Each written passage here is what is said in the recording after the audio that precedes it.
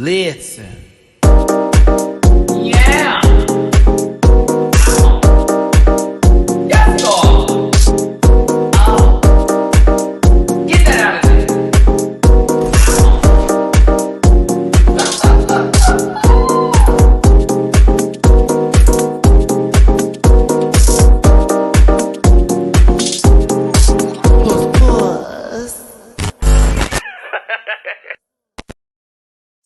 Hello, hello, hello. Can everybody see me with this roll of toilet paper that is sitting back here after my VidCo days of blowing my nose?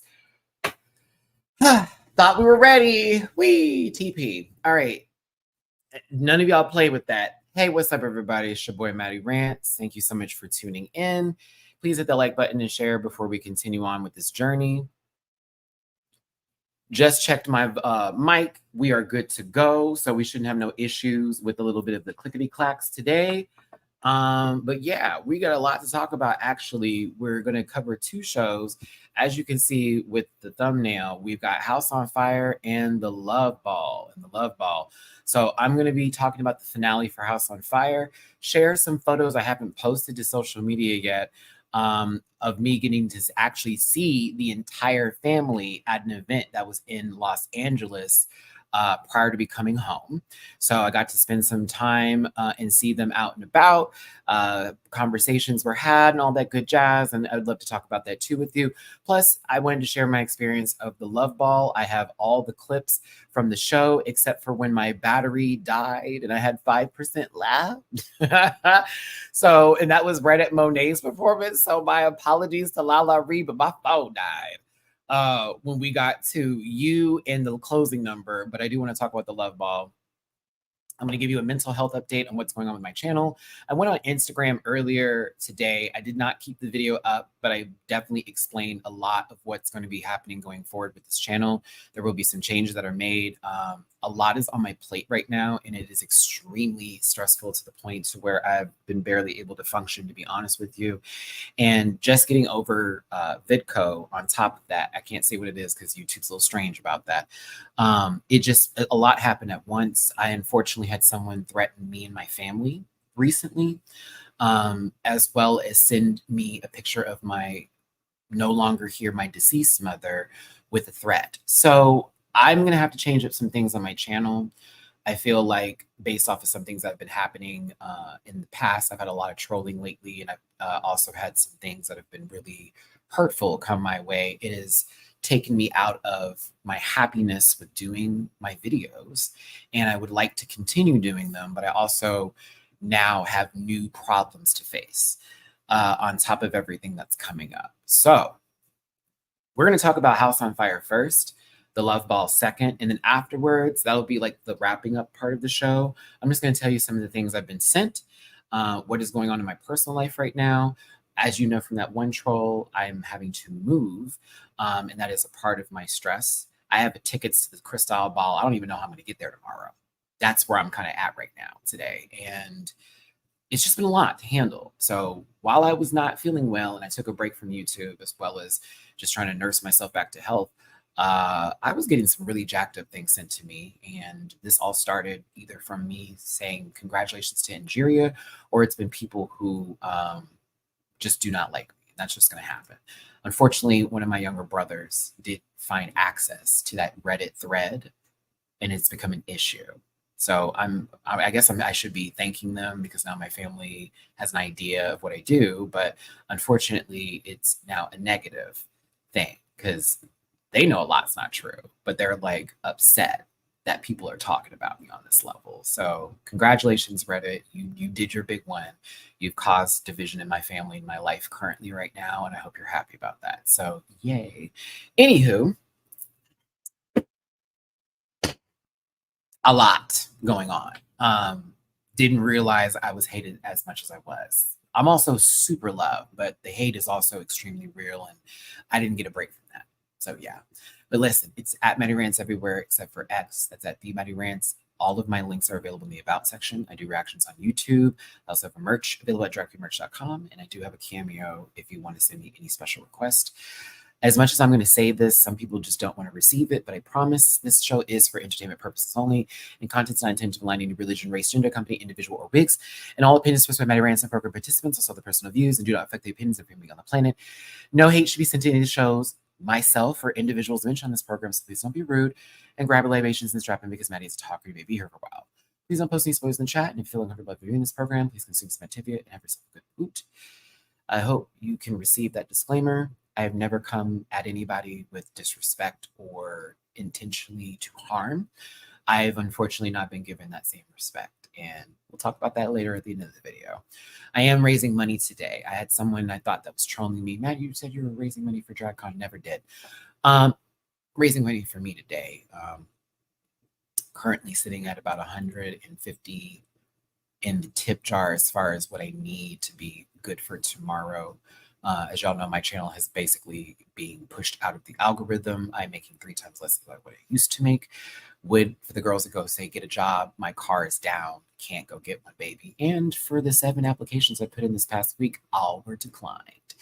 So as I prepare to move, as I prepare to get my car fixed, as I try to figure out everything at the same time right now, while dealing with people who are now effectively trying to very much take me out and hurt me and my family, I guess. Please send any tips to PayPal.me/MattyRants, Cash App $MattyRants, and Venmo MattyRants. Thank you. I do have Discord, but I don't have it for the rant pack, but I do have a Discord. Mostly as far as Discord goes, the Patreon is really Discord since everybody talks on there. I am going to talk my children. I'm going to talk about these other shows first, before we continue on. I am trying to raise this money because I do have my ticket to the Crystal Ball, but y'all know a lot has happened in between things, and I can't even drive myself there, so I have to get an Uber to go. I just want to support my sister and also make content out of me going to the Crystal Ball since I'm doing a love ball video. So by all means, please and thank you. But it's also way more than that. It's a very serious situation I'm going through. So if you do want to throw me a tip, I'd appreciate it. They've already dragged me past the point of being dragged anymore. Beggar, panhandler, grifter, you've done it. You've already done it. My family's seen it. We're good. So PayPal.me/MattyRants, Cash App $MattyRants, and Venmo MattyRants. I really would appreciate it. Help me and my kids have a roof over our head, at least to get my car fixed, so I can stay in the car if I need to while I'm still looking for a place, because I'm on that kind of shit right now. So there you go. In the future, I won't be swearing as much anymore since YouTube is putting me on red alert anytime I say any swear word, and certain topics I won't talk about going forward. So there you go. I am aware of what's happening in the world right now, and I won't talk about that embarrassing, on both sides, to be very honest with you, interview that just happened. I think it just proved a lot of people right when it comes to us saying he is. But other than that, we'll see what happens in November. All right. So let's go ahead and start this up. Cameron, I hear you, but when we get to after this, I'm just going to say, by the time I'm finished talking about House on Fire and the Love Ball, and I'm going to be giving them all the love they deserve, when we get to me, I'm going off. I'm going in, and I'm going to talk about what's happened. I did on Instagram, and I'm going to do it here today. But I was sent some things that were unforgivable, and receiving a picture of my deceased mother with a threat was not okay. I don't care how much you love Drag Race to the point that you will defend it to where you can end up in jail. You person, oof, the worst thing you could have done, because now it's up forever after that. But yes, unfortunately, people have crossed many boundaries while I was sick and not on the internet. A lot of the stuff that I was talking about in some of my tweets I ended up deleting was in reference to that.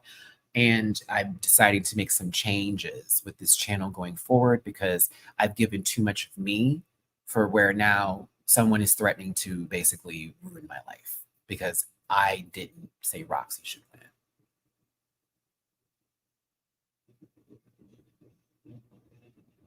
And even more than that, I got a nice, nasty little list of things that I thought was interesting to receive. I don't like it when people block me though when they send me stuff because I kind of let them respond. I also try to screenshot so I can expose you. But girls gotten smart. They send that shit and then they block me so I have the notification with the original message, but I can't then rebuttal or react or report them afterwards because they're no longer even available to see. So it's been a very week, to be very frank with you. And this is Texas. They don't really do nothing about that when it comes to social media. Kind of wish I lived in California still. Kind of wish I did just for moments like that. But it's gone past the point of me being okay and currently feeling like I'm one man sitting on an island right now with no family or friends. But we'll get there soon. We're going to talk about House on Fire first. I'm going to give so much love to this show, like it's given to me. And then I'm going to talk about the Love Ball, which has been one of my favorite drag show experiences I've ever had first. That's what we're going to talk about first. That's what we're going to focus on first today. Thank you, DW, on my PayPal. I appreciate you, baby. Crash, thank you for the typical on Cash App. Now you're 1/3 of the way there. I thank you. And Kimberly, thank you so much. Praying for you. Thank you, baby. Keep praying for me. I'm praying for myself, honestly. But keep praying for me because, yeah, I am really in the trenches. I'm in the trenches, baby. I don't know who has pulled it together for me, but Maddie had to pray on it last night because I was ready. I was ready. I was like, baby, if I ever find out who this is, tap, tap, tap on in. Let's get to House on Fire first. I want to say congratulations to this show, first and foremost, for the entertainment it provided, but also for the insight and the outlook into the ballroom community that I think was sorely missing from a lot of the television programs, like, say, Legendary, that gave us a glimpse, but through a competitive standpoint with a show where basically only two people on said panel, one being the host and one being the main judge, actually could have like talked and gave like real critiques and commentary on it. And every now and Law and a couple other folks that would pop in every now and then. But in reality,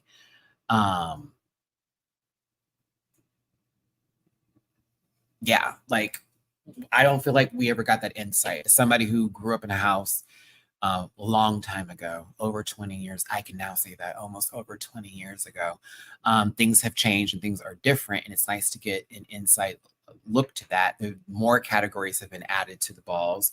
I know some people were like, well, Matt, that's what that is. I'm like, well, I grew up in a different time frame.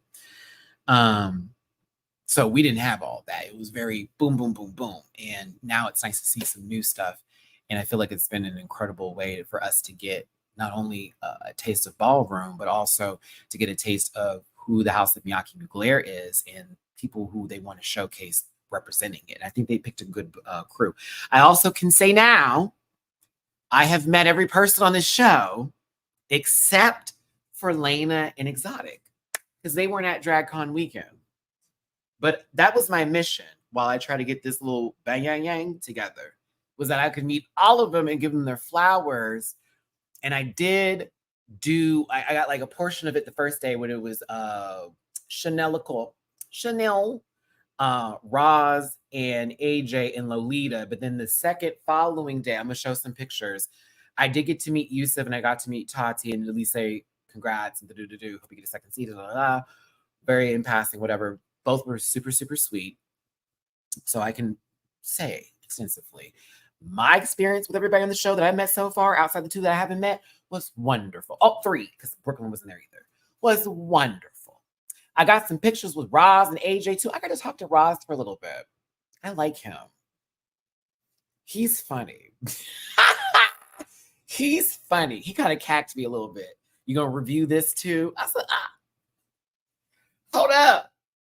Roz, I ain't one of these femme queens, girl. I'm not going to turn around and then talk about it. I'm going to get you right there. Don't you read me, friend. But yes, I was going to review, and those egg rolls were good because I got the egg rolls he was getting at this event that we were at. And he's like, are they good? I'm like, they are. I was so hungry, though, and very hungover. So sorry, Roz. You got me at the worst time. too much alcohol in my system, a day party, and I was literally coming down. Mind you, I tested positive for COVID like what 2 days later. Oh yeah. I was I was done. I was done. I was done. I was done. I was done. I was done. I was done that day. It's done. But anywho, let's get to the final episode. They're talking about a mock. Hold on, I haven't eaten today. Give me a second. Let me get some water real quick because I felt my stomach just.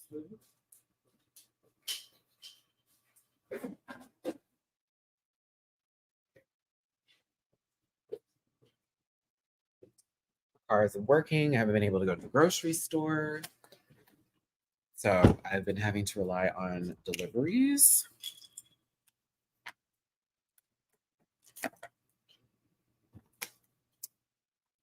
Okay. Oh, there we go. Water's gonna hold me down.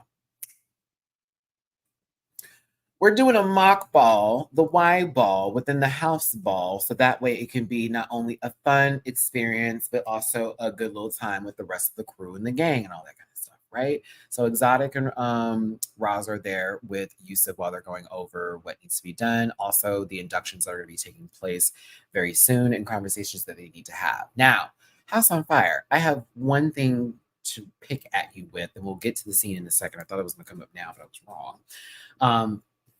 But getting to AJ and Roz real quick, this was a cute scene. It was also fun to watch AJ go over the ball footage with Roz. Roz like, I'm sorry, you did what? You wanted to do what? Oh no, they set you up, Fred. That's not how that was supposed to go down. It was just so funny. Like AJ getting the advice he was kind of asking for, or at least not even to say advice, but more so affirmation on like, okay, I know I did that, but wasn't that giving what it was supposed to? It was not. However, the confidence is there. The way Roz talks to him about the whole process, the way they're doing this, I like it. It doesn't feel judgmental. Doesn't feel too like, He is playful. Meeting Roz a little bit has also helped me in understanding. It's very playful, but also he means what he says. Like this, it's not bullshit coming out of his mouth. That I respect. I respect that about. I'm not talking to you, syrup. But I respect that from Roz. And this was just a nice moment of them sort of relating with each other. You know, AJ's giving a bit of himself, telling a story of what Roz is receiving, also relating and, you know, returning that. And it was really cute. I was like, oh, but also I think to their point, it's a little tough because like I saw this episode also after meeting said people. So like, yes, my opinion was a little bit different, but it was also just nice to see the fact that an AJ and the interview I did with AJ's like, maybe I'll be in the house. I appreciate you for not spilling because we learned this episode what was up, but also seeing the person who was working with you, Roz, who I still say is very cute and fine, and I didn't say that to his face because I'm smart. I'm smart like that. Okay. I was like, let me not tell this man I think he is fine because that is going to and I'm like, I don't want him to be like with that. I'm like, nope. But he was fine in person. Both AJ and him were fine. Roz was fine. I was like, oh, okay, I was right in my first initial take. But no, he's very cool. I just enjoy seeing them in this element. And I'm kind of like, they got to get a season 2. I need to know what else is going to happen from this. I do want more Chanel and I do want to see Tati, everybody else too. You know, Lolita, Lolita's a sweetie. Also, shout out to Lolita. Her Libra energy was on full display. And I was like, I needed this. At one point in the point, she's like, girl, what you drinking? I don't even know. I didn't even know I was drinking at one point. I just grabbed something. I had free little drink tickets. So they were like, pick what you want. I was like, all right. But yeah, this was a cute scene, and I'm glad that AJ felt he's got somebody in his corner, and it's not just him by himself, right? Now, this is the part I want to pick with production. Hi, House on Fire. Love you. Appreciate the love. Also, shout out to my boy, the mother. No, I don't want to call him the mother, but the one who sent me the videos, the one that like I met, the EP on this show. I'm hoping I got that right because listen, it's been a long week. Lord, if I got your title wrong, you know who I know you are because you rolled up to me on DragCon. I was like, hey, and I was so happy to finally meet you in person. But like, Bitch, you got to show. Don't let this go. You're crazy. You need to talk to whoever you need to talk to at World of Wonder. It is giving. Even the panel that we had with the hey queen, it was cute. Do not lose this show. You send me whatever you want to send me. I will cover it. You hear me? You send me whatever. I will cover that mother.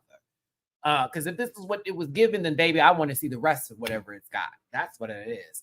Now, here's where I have a problem with production. And Purple Eater, you were there because I met you right over there. Hey, baby. Who is that, Mama or Mina? I need to put more litter in the box. How are Brooklyn's braces off here? But then when we do the Y ball, her braces are back on. So this is after the Y ball. How did this happen? Am I missing something? Did she not have braces? Wait, I'm confused. Did she put braces on?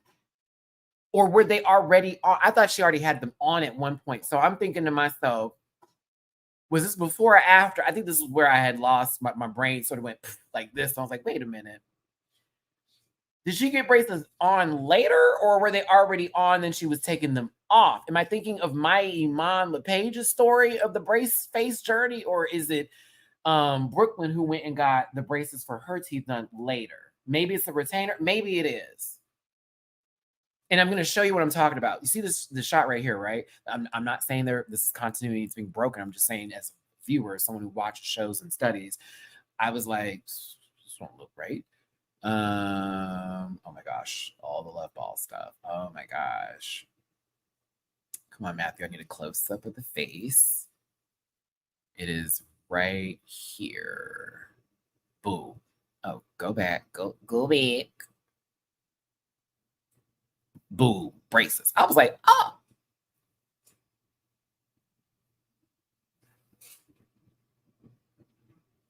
But I never noticed them on. So I'm thinking, hey, Joel, I'm thinking she got them later. And maybe I wasn't paying attention because it really was never announced.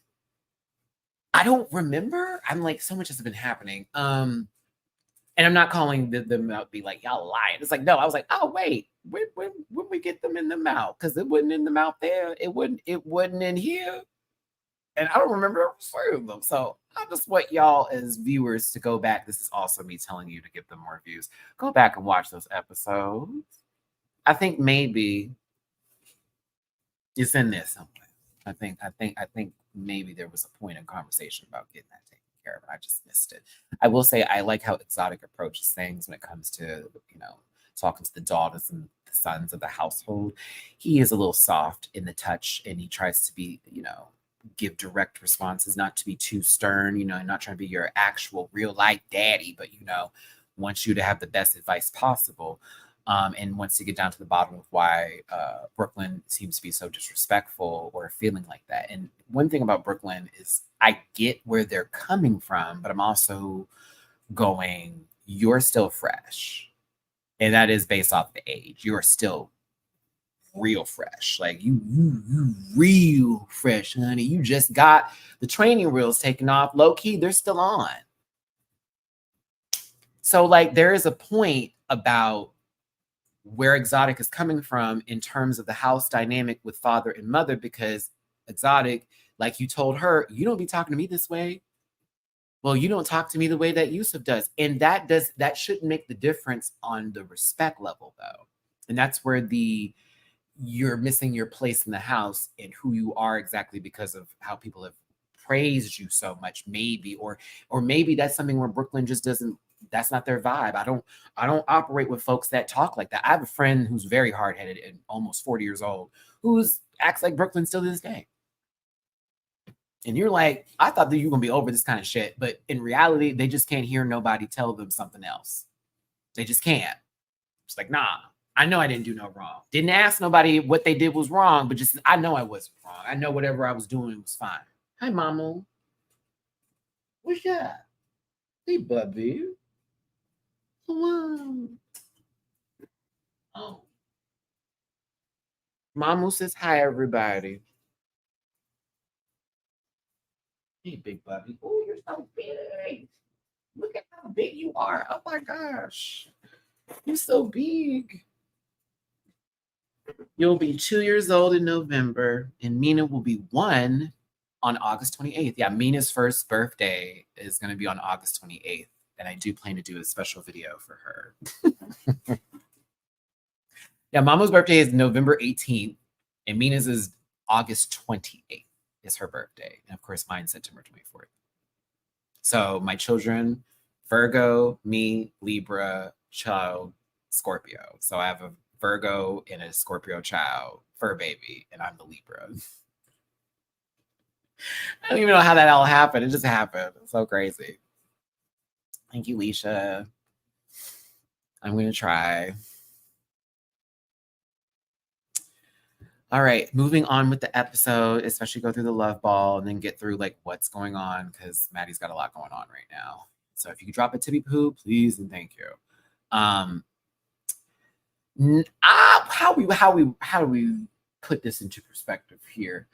A moment at the gym that was cute is also kind of what you doing, how you doing, and all that. You know what I'm saying?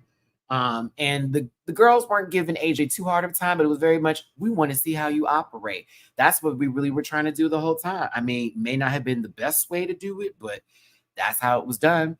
Now, Lena, barely in this episode, was having a wonderful sit down at what looked like a very cute establishment. Possibly, I'm enjoying the decor at all of the foliage and there. I love house plants. Any indoor plant situation gives oxygen and life to the room. This is cute. But they're talking about her coming back to the household, about the application. Mama has sent the resume, and it's very light. This is not a okay, bitch, or you wrong, or oop to oop conversation. This finale did not feel that way until later. And it seems that they've come to an understanding that she's just going to do her own way of doing this. If they want her back in, they want her back in.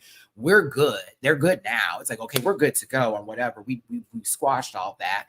And let's just see what happens here. But don't forget, make sure you're into the induction meeting. Let's go on. Let's go on. Let's go on.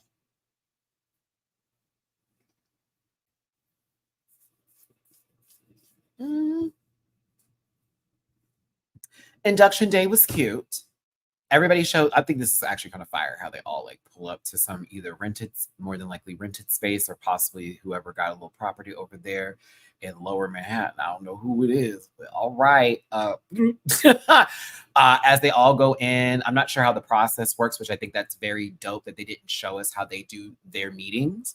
I think that was also smart to do because like there are other competing houses that could either steal from or be inspired by or make claims that they actually were taking something from them. You know how that goes. So I thought this was pretty brilliant to do with the whole, we're going to wait outside for these couple of hours while they get this done. You can see AJ's ready to get in there and be inducted into the Miyake Muglares while he's got Roz giving him the right fit, telling him how to present himself. Thought that was really dope. But at the end of the day, and I kind of suspected this from the beginning, Lena gets back into the household. So happy for her because I was like, I know she wanted to get in there. Baby mama was strutting out. Okay. She got in that phone and was talking some shit though. Love how it's like, yeah, I got back in the house. Girl, they made me go through so much bullshit. I know, right? Can you believe that? Do they know who I am? All right, Lane, you have a good time, sweet pea. Like, I was like, she gonna still be later, but she got back in, and Baba is a baddie. So I was like, there you go. I'm here for it. I'm here for it. Oh my goodness. But past later, hey, sparkly alien. AJ got into the house, and I know he was happy. It was also like, now y'all can't talk that shit. I'm in this motherfucker. You still gonna be young in the household, hierarchy range. But Brothers has won some trophies already. He's already cleared a couple. So I'm like, okay, but I was happy for AJ, and I know he wanted this, and he worked hard for it. Following day, Yusuf has this little birthday party sort of get together, but also showcasing his products. Did y'all wait? I'm like, oh, is there an address? Wait a minute. Now, this was me. I had no idea that Yusuf's mother in I don't even say what is it, drag world is Tamisha Iman.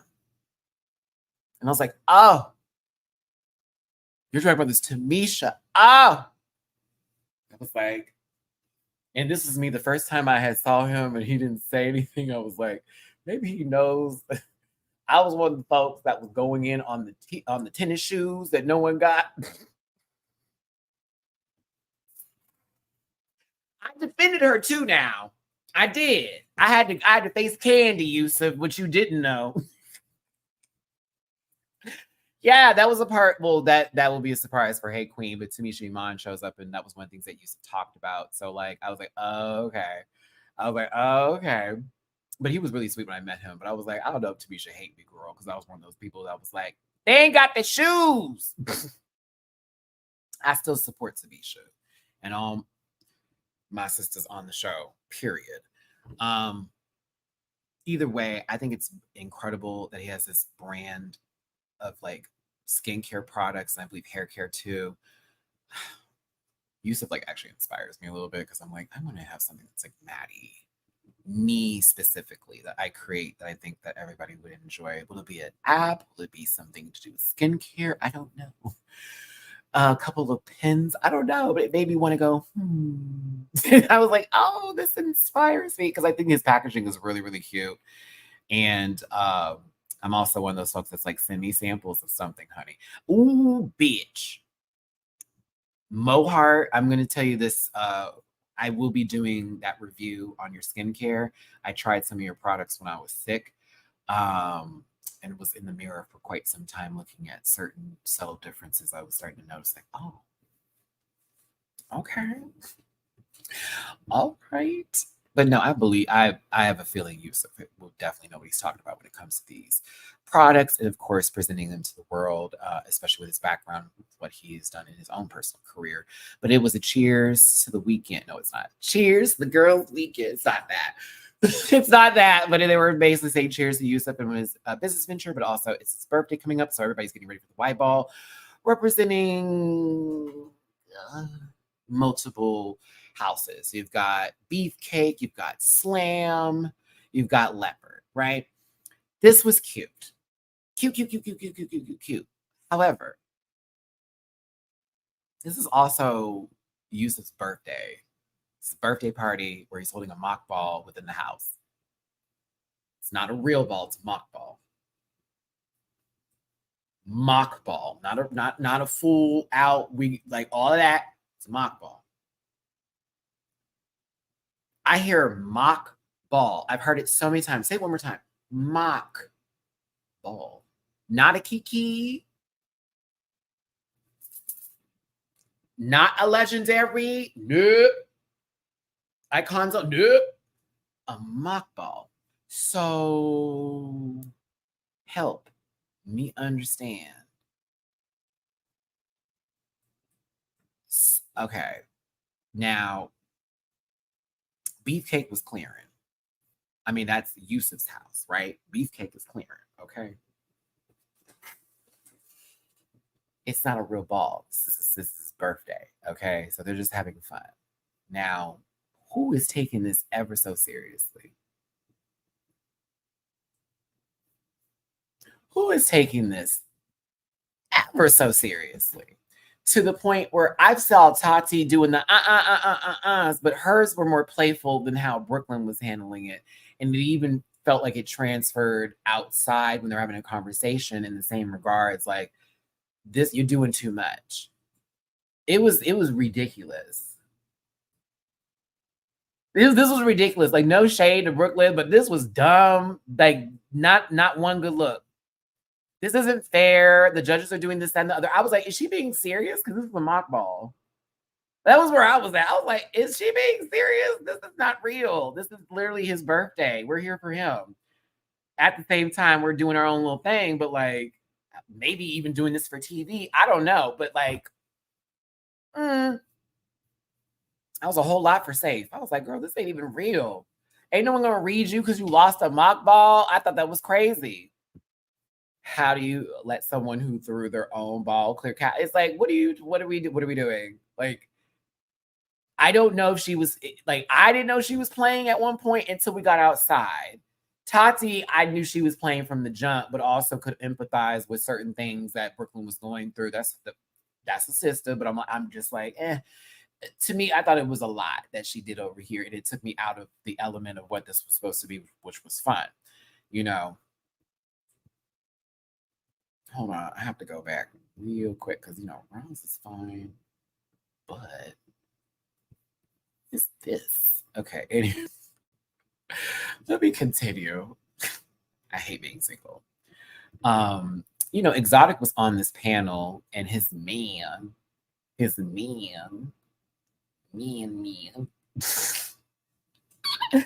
like, oh, I was watching this. I was like,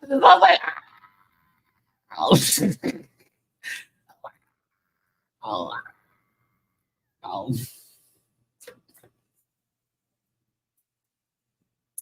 I was like, oh, I see. That was me when I was looking at the situation on behalf of, I was like, exotic. Now I understand. I was like, we didn't even see TikTok come off, and he was still eating up out. I was like, hey.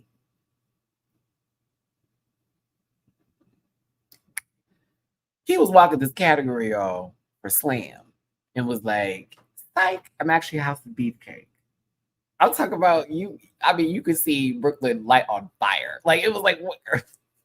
This is not real. And then here she go with this little wig. Just like,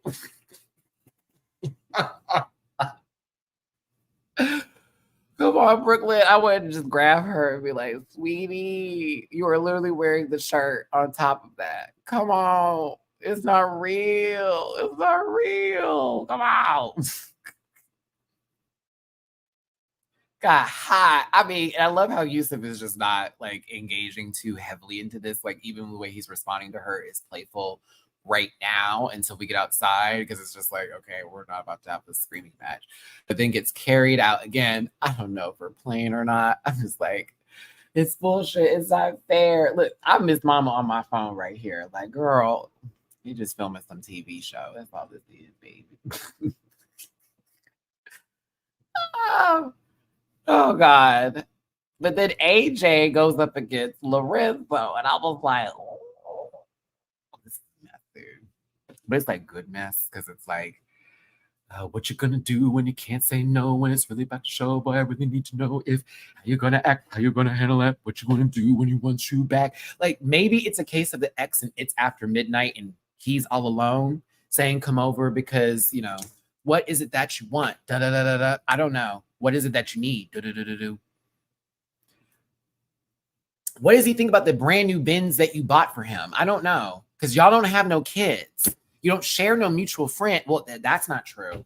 That's not true at all. Has it been since 96? Shout out to all my people that know the song. I love you. Shout out to Maya Forever. She's also in Ballroom, by the way. Yeah. It's one of my songs I want them to put on Drag Race, but I'm afraid they're going to give it to the wrong people. Like, I would love for Case of the X to be on Drag Race as a lip sync song. It's a great lip sync song, but it is not for everybody. There are many queens, I can tell you right now, that don't need that song in their repertoire of anything. Period. Either way, this was hot. Oh my gosh. It's AJ versus Lorenzo. Oh my gosh, exotic. It's your ex-man with your current man. I mean, AJ said business partner when we did that interview, but I was like, ooh, that's it. I'm not AJ. That was me. I don't know them. I don't know, man. Now you closer than me. I ain't saying that, but like, okay. Anywho, AJ wins. AJ wins. It's a little cack moment, Of course, Exotic was like, but my man though, and I was like, yeah, grown up, your man, me, cheers. Oh, Let me be quiet. But we get back here where Yusuf is talking to Brooklyn. I didn't realize how much taller I was going to be than Yusuf. But then I didn't realize how tall Roz was going to be either. I was like, what? This is such a weird funhouse I'm in. Yeah, Brooklyn, I don't. It's like when Yusuf was talking to you, and it was, I get you don't like people speaking to you any kind of way. I don't know if I take him talking the way he does to her as disrespectful or undermining. Maybe it's because I have a little bit more time on me and I also understand his point of view a little bit more as somebody who can look back at my youth and go, I was definitely fucked up there. I definitely was wrong for that. And I should have definitely minded my own business. You know what I'm saying? It got kind of hot and they were like, see, you're cutting me off. And I'm like, because you're going down a road that doesn't really have anything to do exactly with what the issue is. Like, yes, you don't like how he's talking to you in the tone, and that's understandable, but like, this is the house that you're in. These are the rules that follow. Nobody else is talking to him this way. Why are you getting different rules? Why are you being treated better? That's like, when you're like, like your siblings, you got brothers, sisters, all that. The oldest one gets treated differently than the youngest one. And don't get me started on the middle child because I don't have to talk about my life, right? And if you have brothers and sisters, y'all know what's up. It may not be like that in every household, but I know the majority of the households, the older sibling is going to get the most brunt of everything. The youngest baby always gets pampered the most, and the middle child is normally forgotten. Did I describe my life a little bit? But I mean, I'm one of 10 siblings, so it's a little bit different. There's a lot of us in the family, and also some of us are like from different marriages too. So we all have our own different dynamics and how we grew up. And then when we all had to come together in one house, it was always a little bit tough because everyone had their own sort of way of handling, dealing with, or getting away with things. But like for me, it just felt that Yusuf was trying to come at this correctly with her and explain himself, but also be like, I'm not gonna let you keep on disrespecting me, when Brooklyn was like, but you're not hearing me, and you're not hearing where I'm coming from, and you're not doing this, and you're not doing that, and, blah, blah, blah, blah, blah. And I was just like,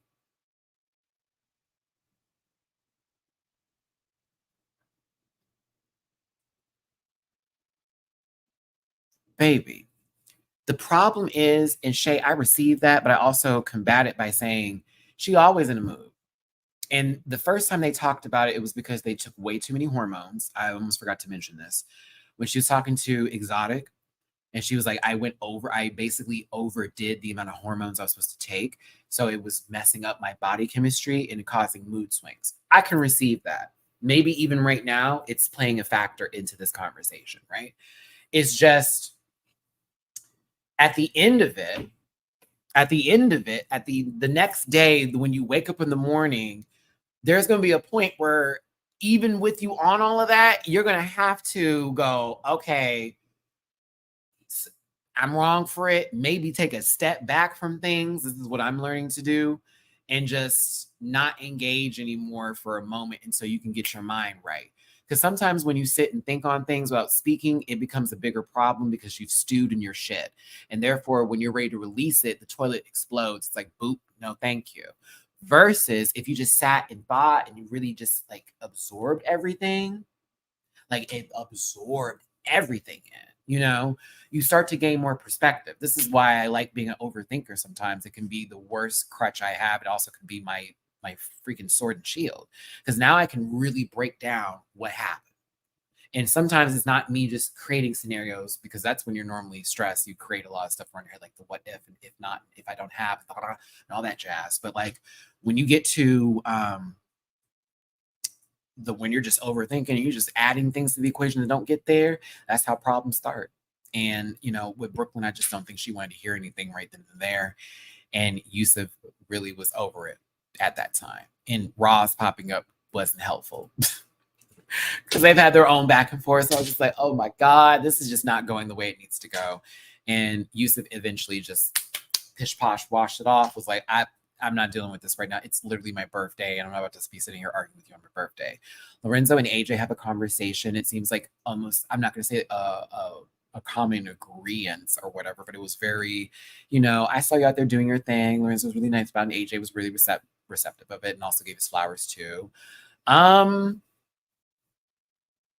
If y'all are very attracted to AJ, I'm speaking for all my people out there that have been watching the show. They're like, Matty, you got to meet him. What is the giving? He is very attractive in person. So I would definitely say everybody that you saw on the show that I saw in person, you would not be disappointed if you saw. Oh, yes, I will go ahead and say that. Yeah. AJ is very cute. For me, he's a little short, something like my height or whatever, but he's really cute. Like very, very cute. And his energy is, AJ got good energy. In person, on the camera, all that kind of jazz. I was like, okay, I can see the charm. I can see it. I understand it. I receive it. I think he's a Pisces too. He's gonna be like, Matt, we literally had the interview. But yeah. Good, great hair. See, DW, that's for you. The bottom in me is like, that man's cute. Okay. Cute. Beautiful. He's a very good looking man. And so is Ross. Yusuf looked great too. Everybody that was there. Chanel looks great. Chanel's body is, whoa. I was like, hold on, girl. She wore this outfit to the summer tramp party. Baby. I was like, oh, Chanel don't hurt them. They can't appreciate this over here. I was like, she has the wrong party show all this body. I was so like, can we get her some I need some rough training. I was like, oh my God. Tati is gorgeous in person too. Yeah. Tati's real gorgeous in person. Yeah, they all look good. Thank you for the compliments. Because there was some that I got. I was like, oh my gosh. I was like, really? This is me. I could totally be in this house. I could totally be there. My 37 years of age, I could totally be in this house. Totally. I could be in that house. I'm so cute. I'm cute too. No. But this was a little sweet moment here, and I thought it was really nice. They showcased this. Olivia. I want Olivia to be a main cast member, or I could just see her on my TV again for whatever reason. I love Livy. I do. Hi, Liv. Shout out to Olivia Lux. I didn't see her at DragCon.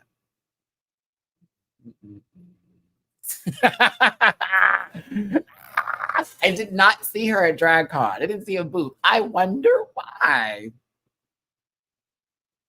I know it may have been like a busy schedule, Olivia, because I know you filmed some other stuff too. But yeah. Matty, I saw you jocked up, sir, and you probably saw my whole booty out the other day too. Thank you.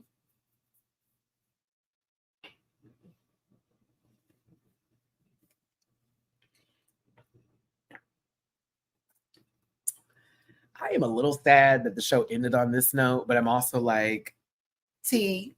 It ain't gotta be all freshly roses, but it was very, Yusuf stood his ground, didn't want to do it with Brooklyn like that no more, and it left kind of on a sour note, but we did get updates about everybody at the end of the season. So yeah, I was a little bit sad that it ended kind of sour, but it was also like, this is this man's birthday at the end of the day, regardless of how you feeling, I get it. You're probably thinking, well, I went outside so I wouldn't have to engage, but also we're filming a TV show. You're going to have to engage. That's how girls get fired from shows, because they don't want to talk no more on camera. They don't want to engage. Well, how are we going to film a reality TV show if you want to tell us your life or be honest about everything?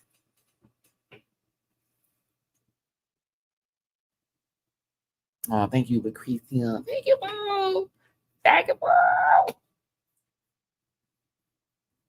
So let's get the updates, because some of them gagged me a little bit. Yusuf has recently achieved one of his ballroom dreams. He's now officially the icon. So he is now of the upper echelon, the highest status, I believe, is icon.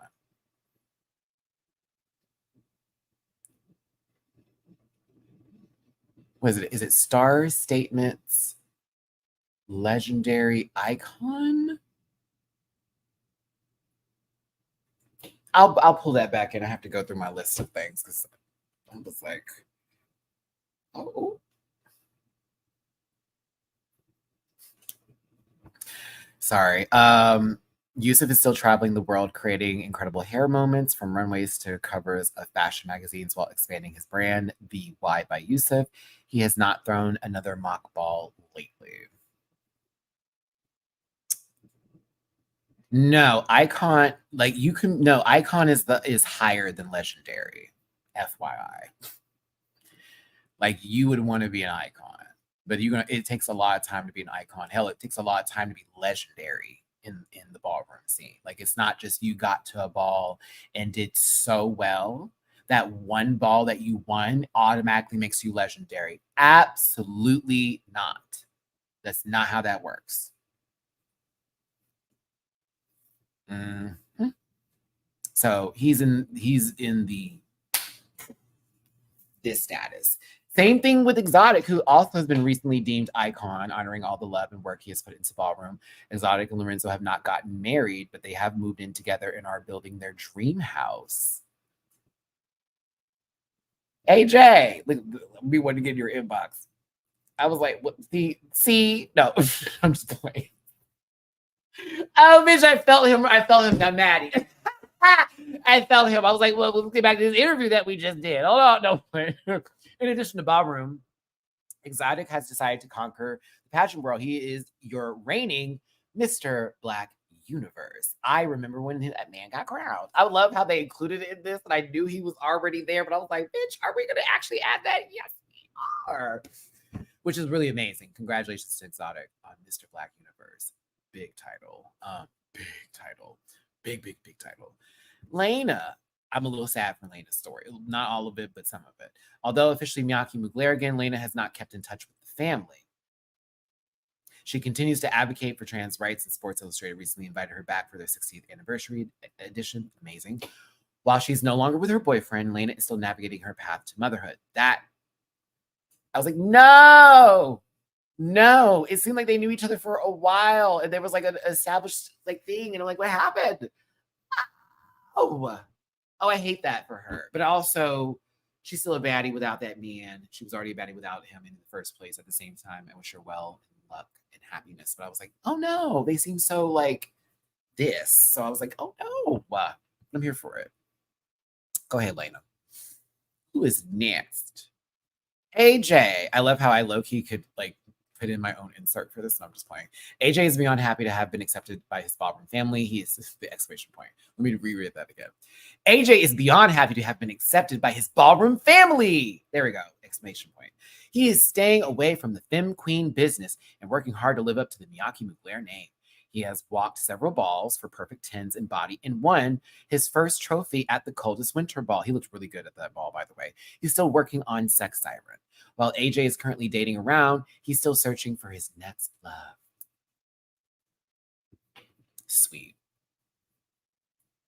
And also, I mean, he'll be fine. He got shit going on. Go ahead, AJ. Tati. Now the New York mother of Miyake Mugler, Tati has stepped fully into a leadership role within the house. Believe it or not, Tati has taken AJ under her wing.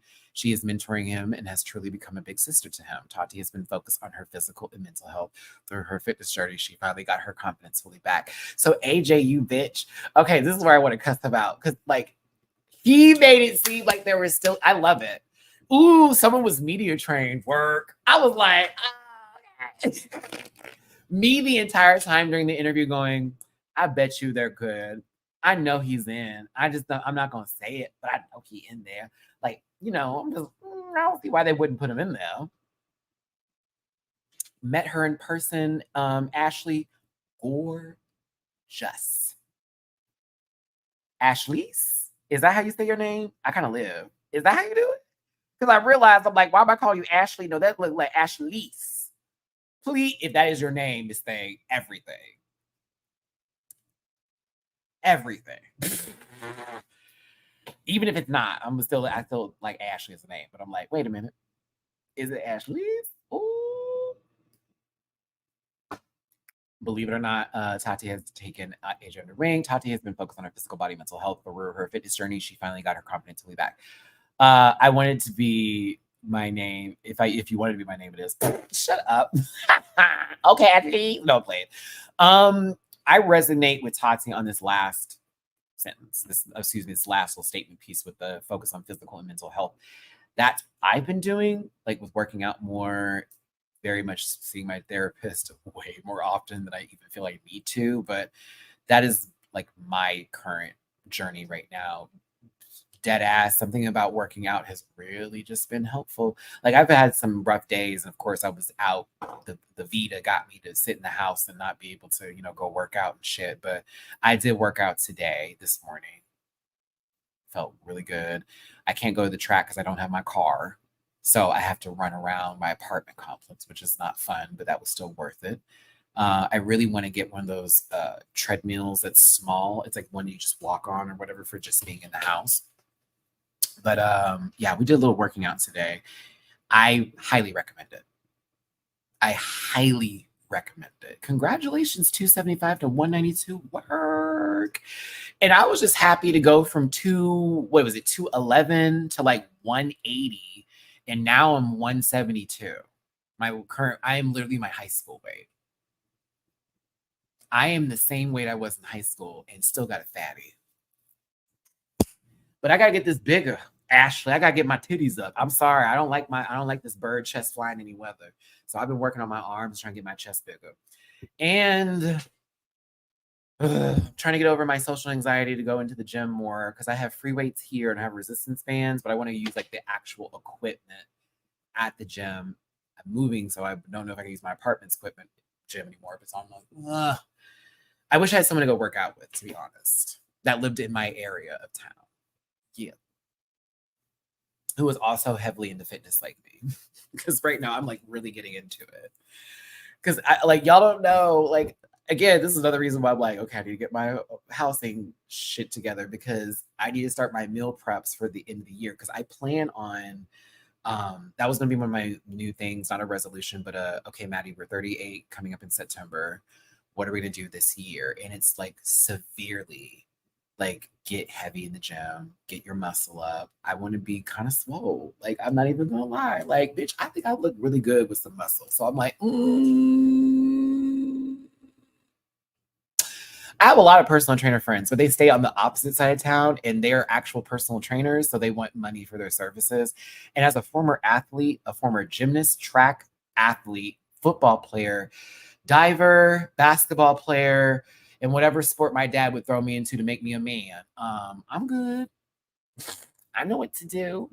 I just like having someone that's like, ooh, how was your workout, bitch? Like that kind of conversation. Like, oh man, my glutes are killing me today. My legs are killing me today. All that kind of stuff. Either way, love you, Tati. I think this is amazing. You are gorgeous in person, bro. I was like, I wanted to be like, bitch, when I saw her, but I had to catch myself. I was like, oh, it may be a little too femme butch for her. But no, she was giving. I couldn't do nothing but smile. Chanel, love her so much. Chanel quit the house in Miyake for one day only. Now she's moved back to Atlanta, become the Atlanta mother, and has been deemed legendary. She and Tati are still two peas in a pod, even though they don't live together. While Chanel hasn't pursued career in comedy, she's on a break from OnlyFans and stepping into podcasting. And that, I think, is amazing. I talked to him today. I mean, we talk every day. So, like, let me not. Yeah, we talk every day. They send me Sailor Moon stuff, which is like, y'all don't know what that does for me. And I'm like, but you're not my man. But you send stuff that I want my man to be sending me. Like, oh my gosh, you saw that and thought of me? I do the same thing, though. If I see something that I think about with him, I'm like, I just send him a little clip or something, or I'll send something random and not explain it. But I'm still single. No one has put a ring on this finger or once. I mean, but listen, I got problems right now, so I don't think anybody would want to be with me anyways, right?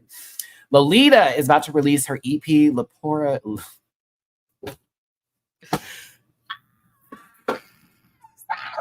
I'm sorry, this name. Why am I just not reading this? Lolita is about to release her EP, Lapora's Box. I don't know why I live. It's not a laugh, like, haha, that's stupid. That's a laugh, like, that is kind of crazy, camp. cute and cool. It's kind of what it needs to be. In Ballroom, Lolita is also stepping into leadership role within the house and recently let lead a residency at the New York Botanical Garden. Lolita and Brooklyn had a brief falling out due to Brooklyn's attitude, but have since mended fences. I have a question. Why was that last part included? And is it included because there was something of the falling out that happened like during the show's airing and they weren't speaking to each other, but they've mended it, so we need to include it because fans may have questions? I'm assuming. Because that last one, I'm like, I had no clue whatsoever there was a falling out. So for me, that felt like later edition posted in there for Lolita. I also don't like that was posted in there for a Libra. We don't do conflict. We don't. We hate it. We hate it. Omar. Oh, what do you mean you found Chanel's real Twitter account by accident? What is real Twitter? You mean her her alt account? You say real. I always say if it's the real one, that's the alt account, honey. Was it the alt account with the sexual healing? I support anybody trying to make $1. Okay. I'm this close to making my OnlyFans, by the way. This close. Like this. And I was told do just for fans. This close. I am on the last break. I'm like, but is anybody going to want to see my booty on camera just shaking in slow motion? Maybe. I got to keep my kids fed. I got to keep a roof over my head, damn it. And I am not ashamed of who I am as a person right now. I'm just saying, I look good. Fuck all that, okay? Thinking about it. Brooklyn has been voguing around the world since the Y Ball. Recently, she performed for the Brooklyn Nets. I saw that. She was dressed like Miss Girl from Clueless. She came out to her family, got her hormones in check, and she is now officially walking femme queen work. After taking some time to cool off, Brooklyn apologized to Yusuf for her attitude and still a Mugler. However, Brooklyn and Lena do not speak. I can hear someone. Well, Matty, you didn't think this was messy. Well, this was a lot of her character through the season, though. Not to say that she's a mean bitch, but like through the majority of the season, Mama had a little attitude or had a lot to say. So her not speaking to Lena right now makes perfect sense. Also, Lena, if we just go back, isn't really keeping in touch with anybody either from what we got for this like follow-up. So it makes sense. I have not seen Pixie's OnlyFans. I have not. And then for Roz, who, and I told Roz to his face, I was like, I feel like we should have got more of you, and we did. I was like, Roz, you were low key, like beginning of the season, ... middle, every now and then, end, we would see you. And I appreciate the face that you gave me because you was like, oh, you too? I was like, well, I'm just saying, like, I wanted to see more personally. But Roz is putting his engineering degree to work, creating an app for to track ballroom events and results. He and Yusuf still disagree about the way the younger generation of Mughlers is being raised. Roz is focused on his personal training business, as well as staying out of Femme Queen drama. I hope that these people who are using a jackhammer on our parking lot right now aren't too loud and it doesn't interrupt our live stream.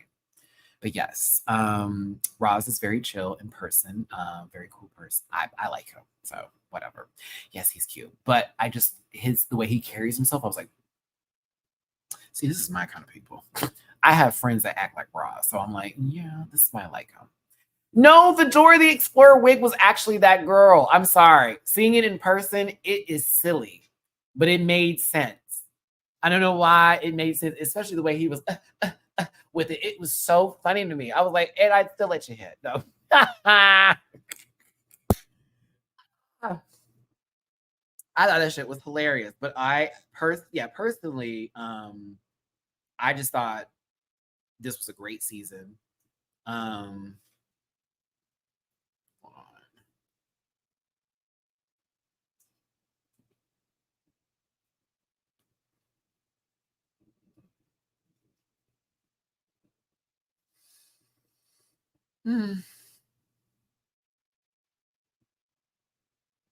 Sorry, I'm responding to the Pisces because they just messaged me back after this morning.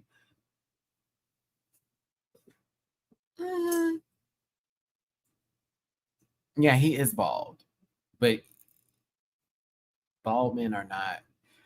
Okay, can I just be one of these people? I'm not even just speaking on Ross, just in general for like my taste and like who I want to have behind me doing things or whatever. You can have hair on your head. That's fine. I think hair looks good on a man. I have found I am most attracted to the bald brothers.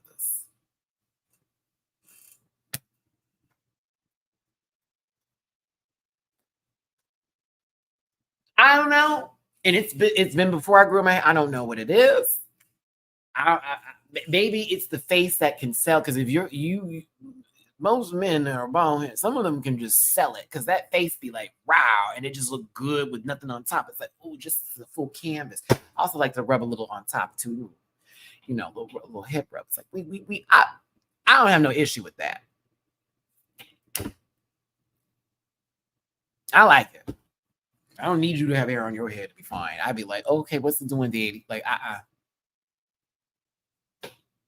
mm-mm, mm-mm. You can pull mine. Okay, you can pull mine all you want to. Nay, in the reins, right? I'm gonna do one of these. Like it's the night at the Apollo. I'm wishing us good luck in this bedroom. I'm wishing us good luck for all of our endeavors. We're gonna make it. We're gonna make it. At the Apollo. Da da da da. Yeah. Not Steve Harvey hosting. Mm-mm.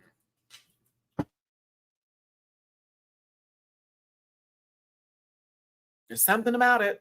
I don't know what it is. Not all of them, but there's some of them. And you're like, I don't know. I don't know. But for me, it doesn't matter if you have hair in your head or not. I think as long as you're an attractive person, it really just, does what it needs to do. Don't care if you're bald neither, because I've met some bald men that are fine. So it's like, it is what it is. Either way. Oh, I miss when Sinbad was the host.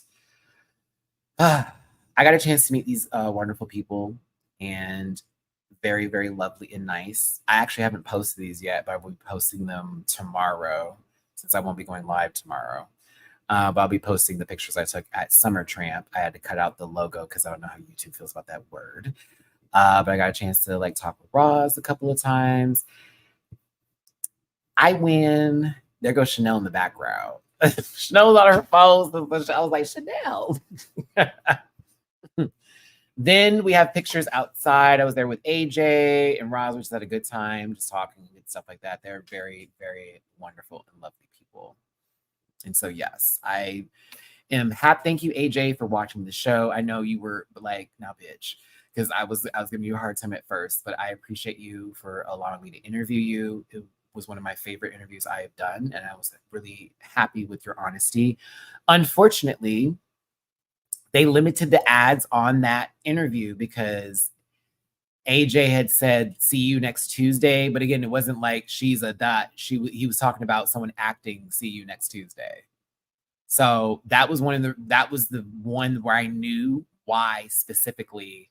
Because some of my videos where they've limited, they won't tell me what it is. But on that video, they were like, here's the timestamp of a word that we do not accept. AJ, you owe me money. I'm playing. But yes, that hit my dollars a little bit. I was like, damn. And he wasn't even saying, like, really didn't even say anything. Mind you, he talked about his daddy and his past and shit. Oh no, that wouldn't no red flag for the tubes, honey. If I go in and edit it, they remove the views and it restarts over again. So that's why you don't see me go in and insert a bleep or anything like that. Because if I do it, it has to take it as a brand new upload. And that is literally how they be getting over on folks. You will not get the same amount of views. So I'm like, I'll just take that as a lesson learned. Had me sick. Had me sick. Do you hear me? I was like, God.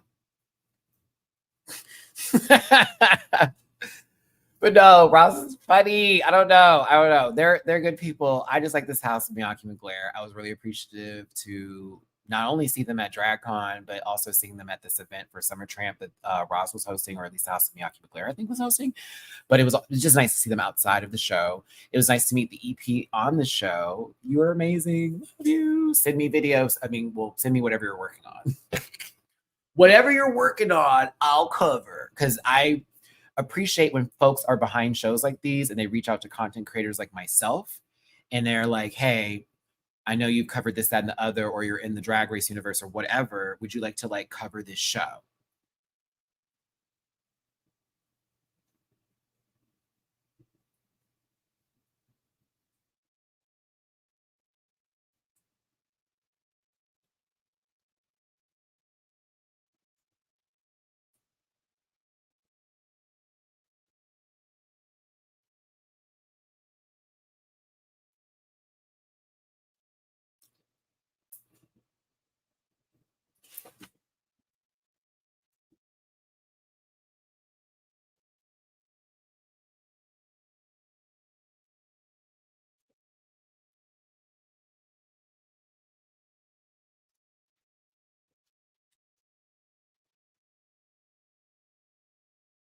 I got an email from Paramount Plus about an affiliate program, but they think I'm drag tea served with Matt.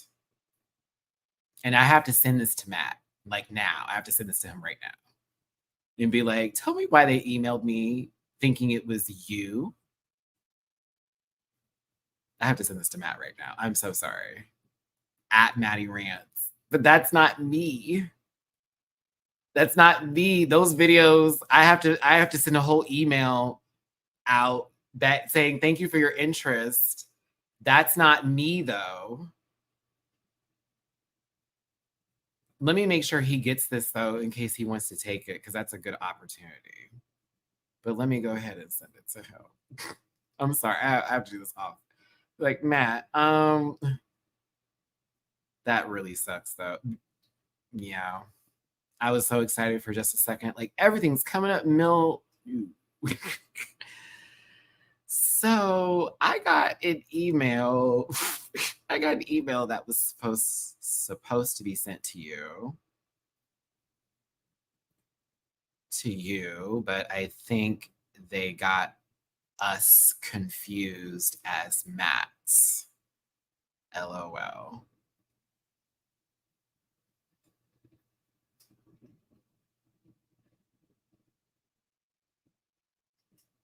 Because those are your videos.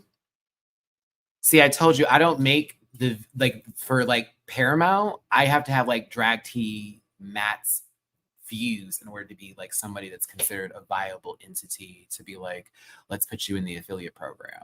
I'm kind of glad y'all got to like witness this in person. So now you know I'm not making shit up. Because when people are like, oh, Matty, you be getting no, girl. I get this kind of crap all the time where they think I'm somebody else or it was like not meant to be sent to me. Mm-mm.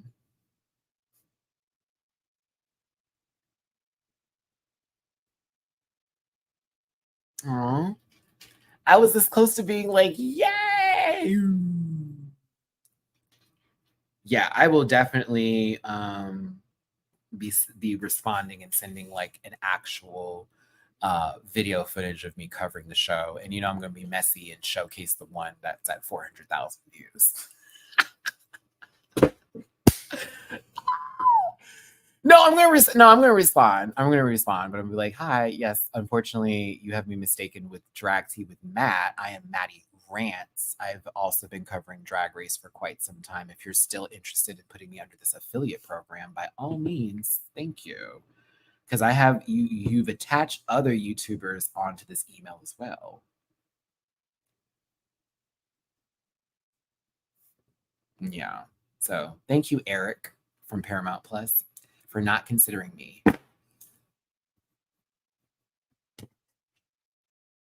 Gosh.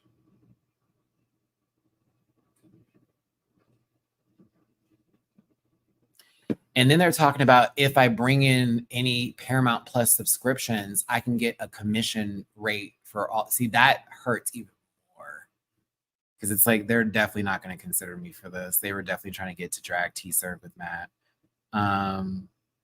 That sucks. That could have really been something I could have used. Oh.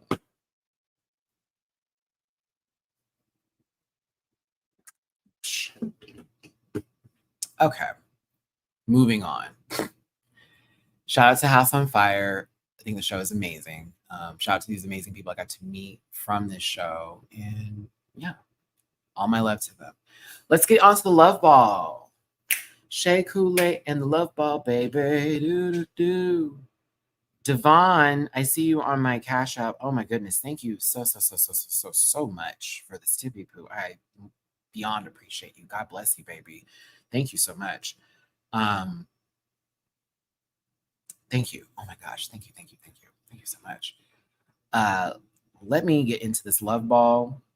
Let me talk about it. I think I may be able to still go to the Crystal Ball. Oh. I'm doing a lot of this right now. I think I'm still going to be able to go to the Crystal Ball. I need to find my tickets where I have them at, because I know I purchased them, because I get my receipt and everything going. Saphira, I'm coming. I literally was like, Saphira, I'm coming. I'm coming, sister. I gotta remember where I ordered them from. But I wanted to go to the Love Ball first. This is literally the reason why I did the Love Ball versus going to the Crystal Ball when I was back in LA, because I was like, I want to go see my hometown, Saphira. But I've never seen Shay's. I've never seen the Love Ball, and I've always wanted to go, and I really wanted to show my support to her. So I was like, okay, bet, Matt, like, let's make this happen. Let's do what we got to do, right?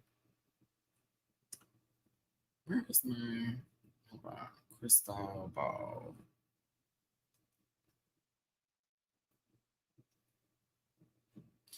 Great, I got to go on the app and find them.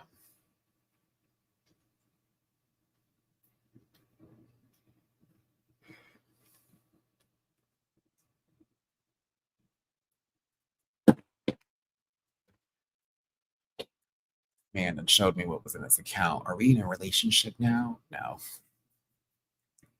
He was just being transparent. All right, let's talk about this. So, Los Angeles, picture it. It's DragCon Friday night. Thank you, R-Super. I appreciate you, baby. It's DragCon. It's Friday night. We just finished DragCon. DragCon ended at 5 p.m. They say to line up at the Belasco at 7. Okay? I'm going to talk about my friend. Hold on. Because I called that baby Kevin and I was wrong, and it's Ryan. Let me make sure I get this right, since you brought me Liquid Death, which I didn't know was water, which I think is a really weird name for water. And if that's supposed to be like the whole promotional aspect of it, because men don't drink water, that's dumb to make it look like it's a fucking beer can. It looks so stupid. The water was also gross. I don't like water in aluminum cans. But also LA has this thing about plastic. So if you're going to get bottles of water,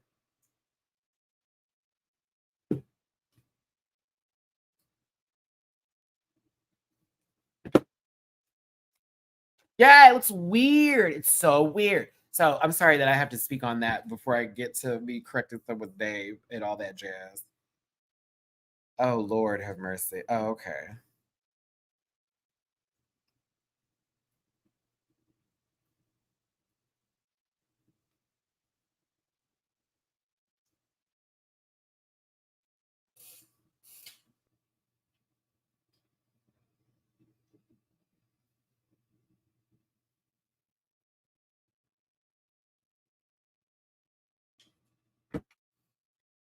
Love ball. So I hate the box water. Box water is gross.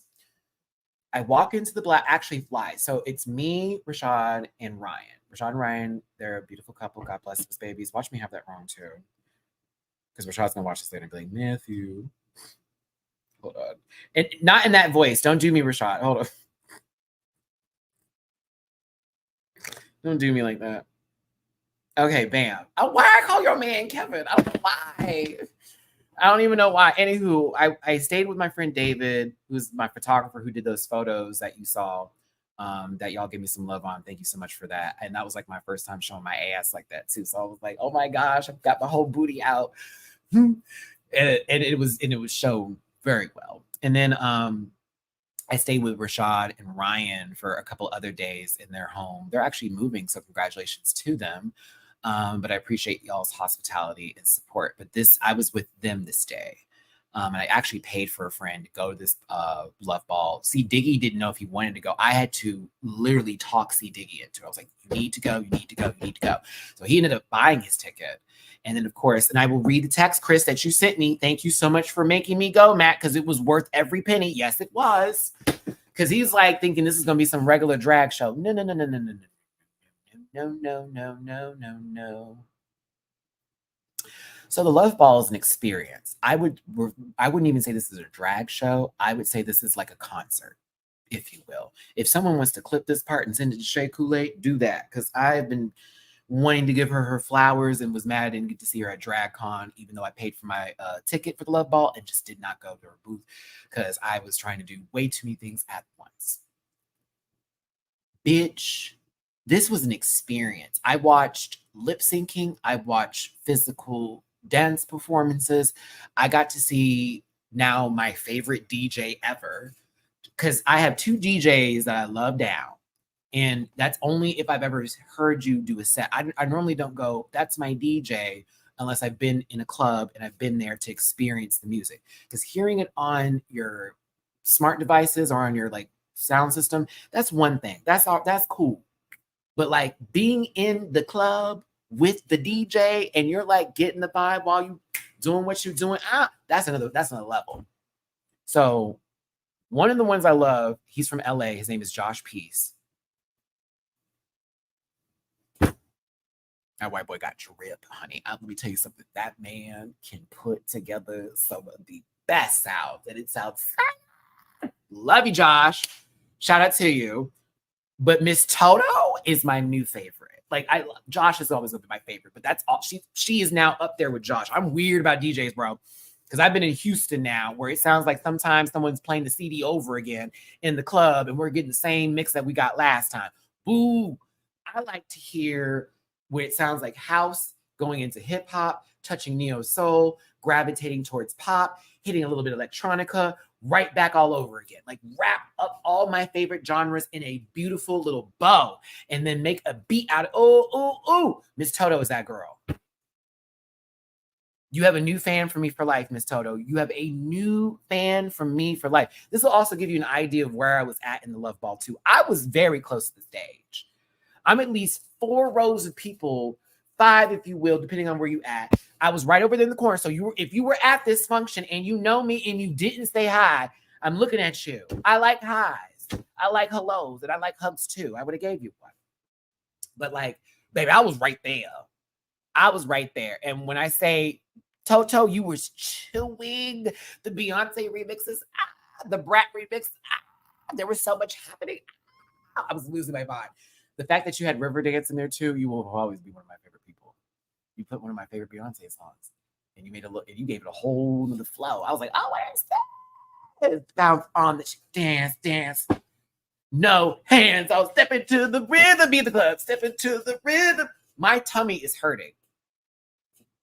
Before I left to go to the Love Ball, and Rashad, I am a little mad at you for this, but more mad at me for not being like, don't do that, Matt, because I didn't know we were rushing out the house like that. I wanted to sit down and just like let everything out of my body first. He gave me some ginger. It was ginger and something turmeric, I think, tea that helps aid in digestion because I hadn't used the bathroom like all day and I was really feeling crampy. So he's like, here's some tea. And so while we were getting dressed, I'm like drinking this tea. Come on, Matt, we gotta get out the door. And I was not feeling it. I was like, oh, I hate being rushed. I sweat. This is not gonna work. The girls are gonna be reading. I was so over it. I was like, no. So I'm on my way to this Love Ball. We sat in line outside for a good maybe 30, 35 minutes, whatever. We finally get in there. I'm cramping. I don't do public restrooms if I have to use the bathroom and more than not one. I'm not going to use a public restroom. I've had a horror story about that. I actually have a little PTSD from those moments. So I have a weird thing about using the bathroom in a public place, especially if we're here at this event, this, that, and the other. My mind, the overthinking in me was, they're going to talk about that. They're going to talk about that. They're going to know whose shoes those are if they can see past it. They're going to talk about it. I was like, no, I can't. So my mental state would never. It was like, you're not going to the bathroom. However, My stomach, you would have thought someone was stabbing me the entire 2 hours and 20 something minutes of that show. It's, I don't know if people know this trick or whatever, when your tummy hurts, where you just take your pants, you're just like this a little bit, or you're like, whoo. Like, I just need to let the pressure off of my stomach real quick. Like, whoa, sweetie. Like that is what I was going through. Okay. So for the entire time I was there, I was low key, literally losing my shit, but I also was having fun. So I've been paid, but I was having fun. That lets you know how much of a good time I had. And it also lets you know that if my stomach was not hurting and I did drink like I wanted to and intended to that night, oh bitch, I'd probably been way too much. So I'm kind of happy I was sober. I actually experienced this sober. I had a sativa Eddie, and that's it. And that's not really anything, to be honest with you. Baby, I was like, yo, yo, yo. Nah, I wasn't feeling that kind of sick. I just had my stomach was cramping. I wasn't feeling like no headaches, no sneezing, no cough. None of that was. I was just, my stomach was like, woo! It felt like I was about to like pass out. But Miss Toto, I swear to God, I sat there in my full pain and was like, this bitch eats. I live. I need to know who she is. Does she have a sound? That's all I kept saying. Does she have a SoundCloud? All I kept saying. Because most DJs I know have SoundCloud accounts because they do mixes and shit, and it's like for copywriting purposes. I'm like, oh my God, I need to find out where and what and who. And then I'm like, oh, this is Chicago drag. I'm never in Chicago. I was like, I almost want to move just so I know what local bar they go to, and I could just be this one. This one. Ah, I love you, Miss Toto. You're everything. Don't let nobody disrespect you. You're worth it. I mean this sincerely, y'all. One of the best DJs I've ever heard lived. And they're opening for Kesha tonight. What? Oh, like Shea Coulee is opening for Chapel Roan, and Toto is opening for Kesha. I was like, yo, like, I see this. It makes me feel good to see people who I give a fuck about are doing very well. As much as I want to be like, me too. I'm like, okay, there's hope out there. There's hope. We're in the room. We're in the room. So I was living. They had the crowd going. There's this moment where Shea Coulee was talking to T.S. Madison on like a phone call, and it had to do with that conversation that they had. You know, T.S. Madison's starter home that she has for trans women. So Shea Coulee even put the QR code in case people wanted to donate to T.S. Madison's starter home at her own event. Do you hear me? At her own event, didn't have to make it about nobody else, didn't have to pull up to anything. But Shay said, you know what? If y'all want a good cause that you can donate to, do this one. And as somebody who knows and supports Miss T.S. Madison, oh yeah, I was feeling it. So I was like, oh, this is about to be a great show. So the beginning of the show, for those of you who don't know, the Love Ball for DragCon weekend was a little bit different. They had these opening acts, and the opening acts were all the girls from season 16. Yeah, it was 16 that would just pass, right? So it was Mirage, it was Morphine, and Tsunami. Now, I didn't know that they've been working on music together, and I'm sure a lot of us didn't know. She did her famous song, She's Such a Bitch. I'll be that bitch, but I'm not that. You can tell by the choreography. She was doing her signature song, clack, boom, turn, spin around. Mama loves to do this. I will admit there were people there because Nymphia Wind was added to the roster, and yes, I have the footage. And there were some people that were just there for Nymphia, and you could tell it wasn't a lot of people, but you could tell because they made sure not to do anything during anybody else's performances except for Nymphia's. I'm speaking to the girl that was sitting in front of me the most because it was really weird. Even, hold on, what my baby name? Because I met a Rant Pack member that was right next to me. Hold on. Sister, you added me to your Instagram not too long ago. Sure. I'm trying to remember. Because you were my heavy metal girl. And your friend too, who I thought was really nice and sweet. Y'all were both cute. And thank you for the M&Ms too.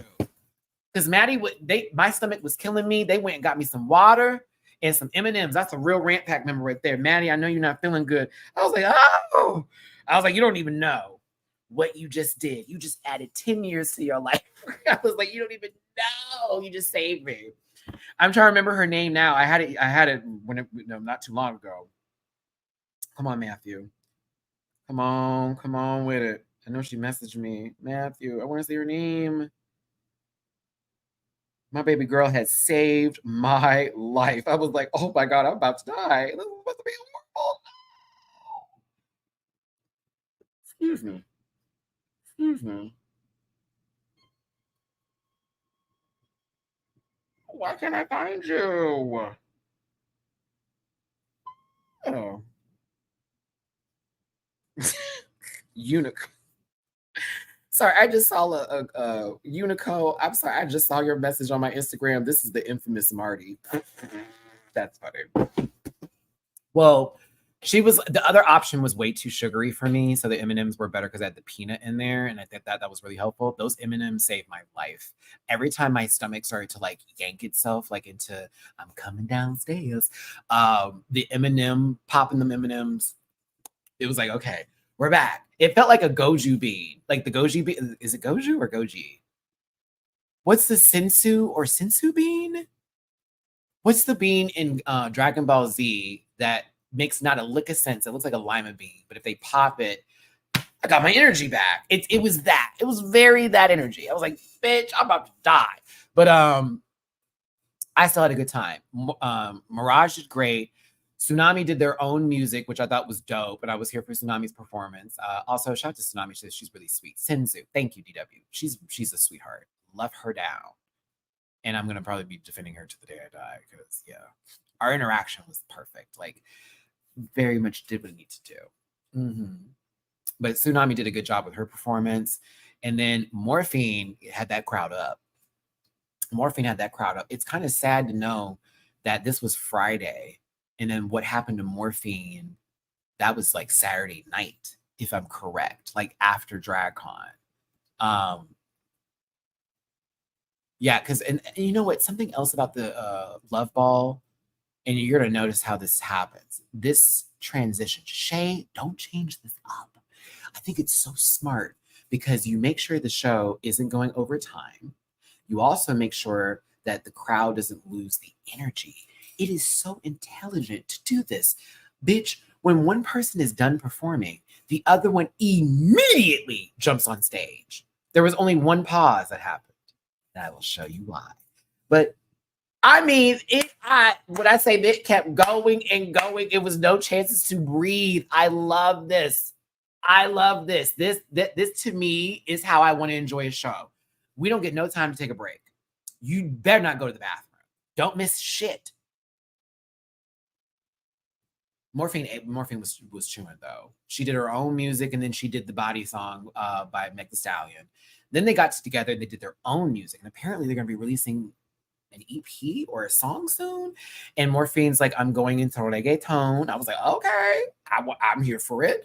And so, yeah, like, I guess we're going to be seeing more music from them, but it was a nice, awesome moment. If you were in the crowd that day for the Love Ball, you got that full announcement. It was nice to see some of these girls from the season come in there and showcase and show out. I thought it was really dope. I was here for it. And that's just the opening. That was to get us ready for the show. I'm not going to show you everything from the ball because there's some things that YouTube are not going to like, and there are other things that I feel that you need to experience yourself. But Shea Coulee, you had a James Bond intro for the girls. I will never let that go. I will never diamonds off forever. I will never let this go. I was like, hold on, there's too much flashing. I got babies. People got sensitivities here. Let me make sure I get this out. Like, this was a bob. This was a bob. Like the name intros. Like, come on! I'm sorry. This did. It just did so much for me. I was so impressed. I was like, oh my God, this was so good. I love it. I love it. I love it. I love it. I love it. I love it. Oh, yes. You'll notice I say puss now, and I won't be saying the other word because that's also a word I got flagged for. So the main cast, and then make sure I'm going to say this, and make sure you hear me. The main cast for this one was Shea Coulee, Monet Exchange, Jada Essence Hall, Lala Ree, and Luxmore London. Now, Taste has been a part of this cast too, but for this specific show, it was this cast here, right? That's really dope. They came out to Danity Kane.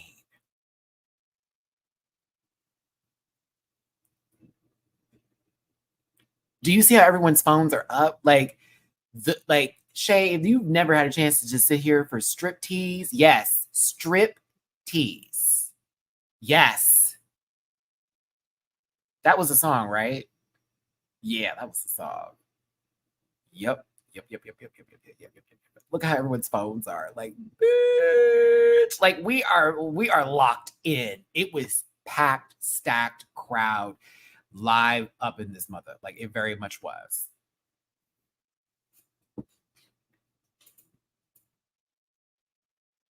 Mm-hmm.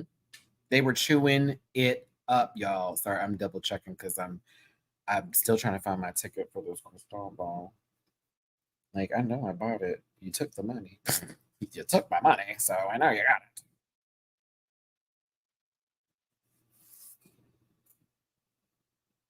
When the lights come on, yes, I transform.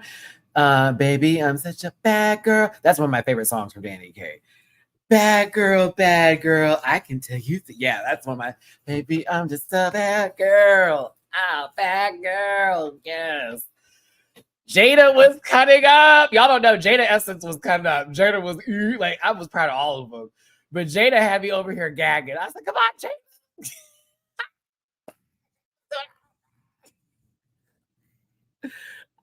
Oh, spin drop. Come on. I was like, yeah. I was so proud of Jada. I was like, yeah.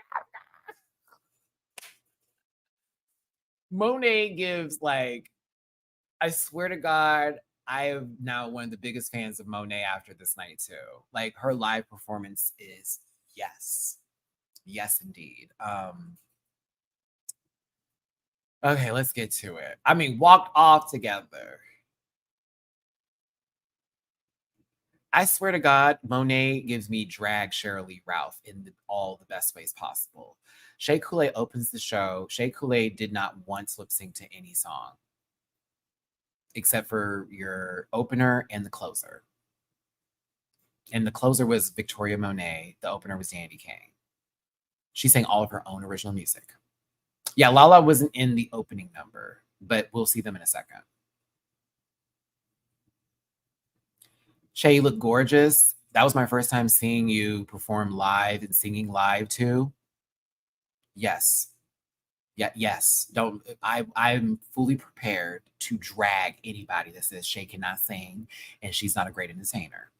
I watched all of the performances you gave. I can see the meticulousness. I can see the way that you gave all the fucks about what you were doing and how in control you were on stage. You know what you're doing. That this Shea Coulee knows what they're doing. We're not gonna play with Shay no more.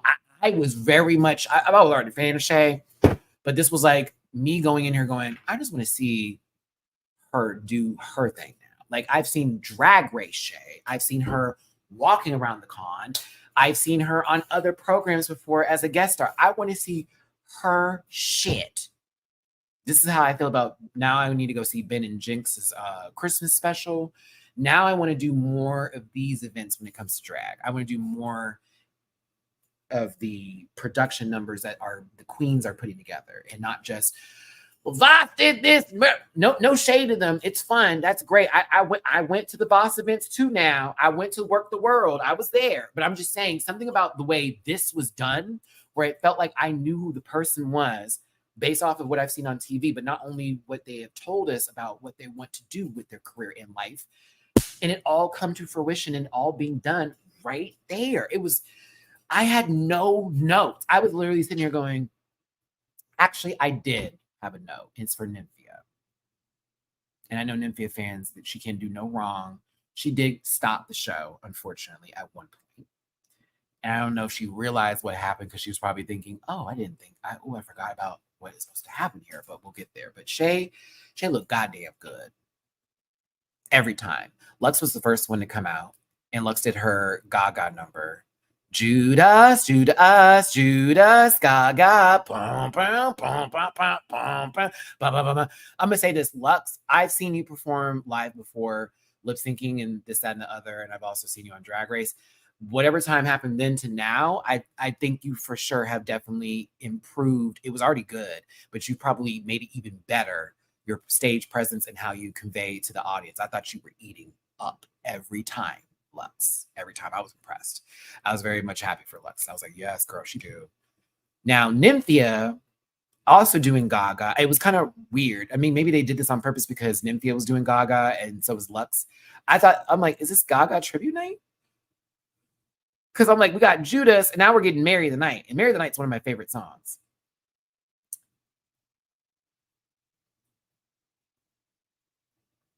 I thought it was okay.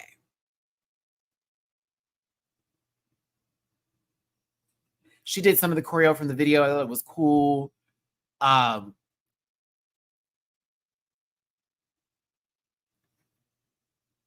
don't know why I thought it was just okay.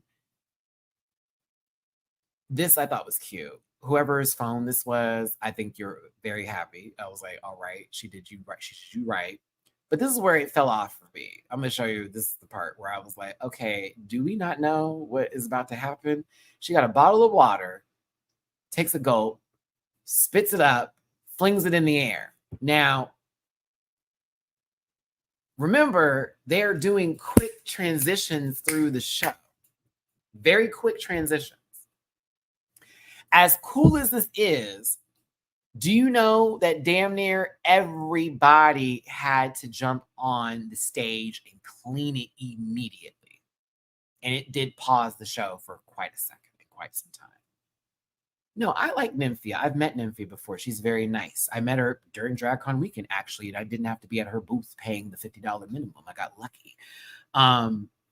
I think she's sweet and she's a quiet soul, and I see the good spirit in her. She seems like a great person. I'm not worshiping anybody. And some people have, and it's been a little strange for me. And I receive her fans, but there are people who are standing her who have been very racist lately, and I'm just not having that. That's not anything. That has nothing to do with the performance. But I saw her performing live, and I normally like to be like enthralled with someone. I was not. And so I'm not hating on her. I'm just being honest. And I've said this for a couple of girls who I've seen perform live. They may not just do it for me. I thought it was nice though. I just was like, oh shit, why are you spitting? That was the first thing I thought about was, why are you, wait a minute. She doesn't know. She doesn't know. Because mind you, Nymphia was gone like after this. Like I think she had another event to go to. We didn't see her again. And some people, one girl in the audience that was close by, why hasn't she come back out yet? Guest starring, guest star, appearance by. That means uno. One time for the Trigger Man. That's it.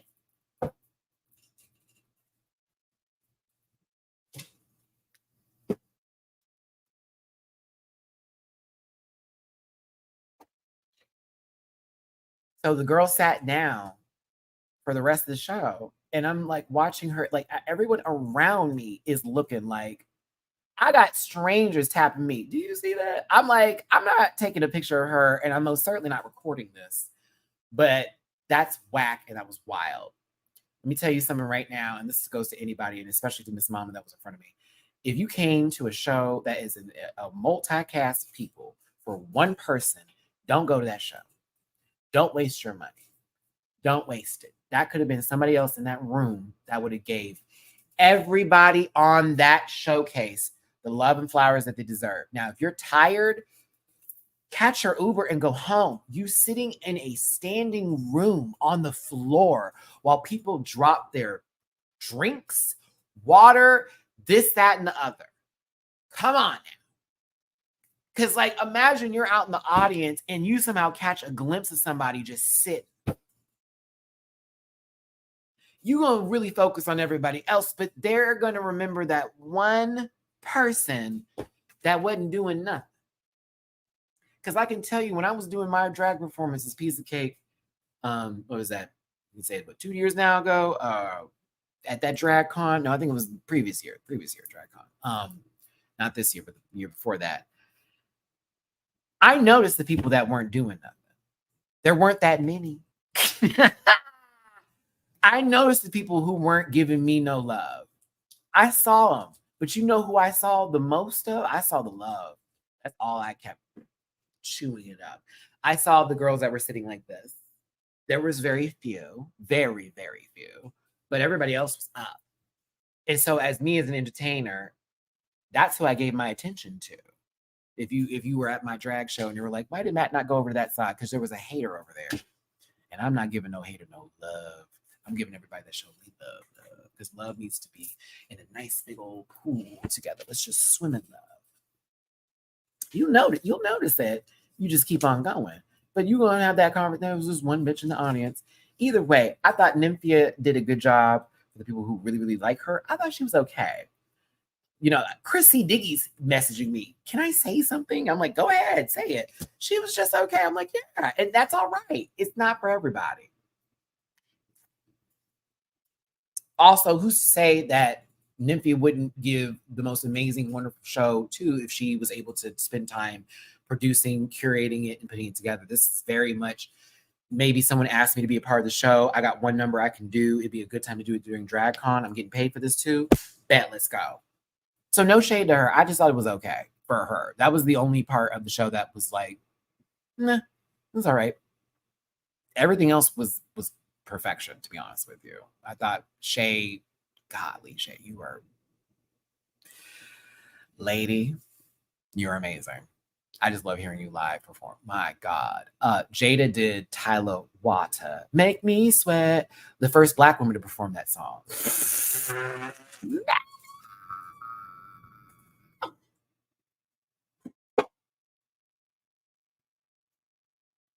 If you're just tuning in, the first half of this video, I did a House on Fire review. We're on the second half right now, going over the Love Ball at DragCon. That was at the Belasco. And I'm showing some of my footage and showcasing my experience with you and basically promoting Shay's event. Also, the third part will be just a little idea of what happened during my VidCo, some of the nastiness I've received on the internet, and what I'm going to do going forward with my channel, because there will be some extreme major changes. Live shows will be canceled. I'm debating on removing the panel as a whole. And we're going to move into a different direction with editing videos and only doing certain shows and really pulling a schedule together as well. But just as a reminder, the show is for entertainment purposes only, and content intended to malign any religion, race, gender, company, individual, or wigs. So yes. And I don't want anybody to be upset about it. I need to explain some things that are happening that I feel like I'm not able to just convey to others immediately. I have to do it this way because I've tried it before and I felt like I was being ganged up on a little bit. So I'm like, okay, never mind. Let me do this a different way so maybe you can hear me. But either way, we'll get there. We'll talk about it. But yeah, Jada was chewing. She did so good. I love these pants, by the way. Also, shout out to the dancers too. Shout out to the dancers. You know, I was over here like, okay, at first, and I was like, oh no, I'm starting to feel it because baby, they were doing everybody's routine. I felt kind of bad for them, low key, because I'm like, bitch, this is so much to memorize. Jesus Christ, I'm a dancer, and Maddie loves to dance. I'm not going to remember 10 different no, I'm going to do maybe 3 or 4, and we're fine. When we on 10 numbers, you call the other boys. Get me on the 3 and the 4. But she did a great job. Lala Ree.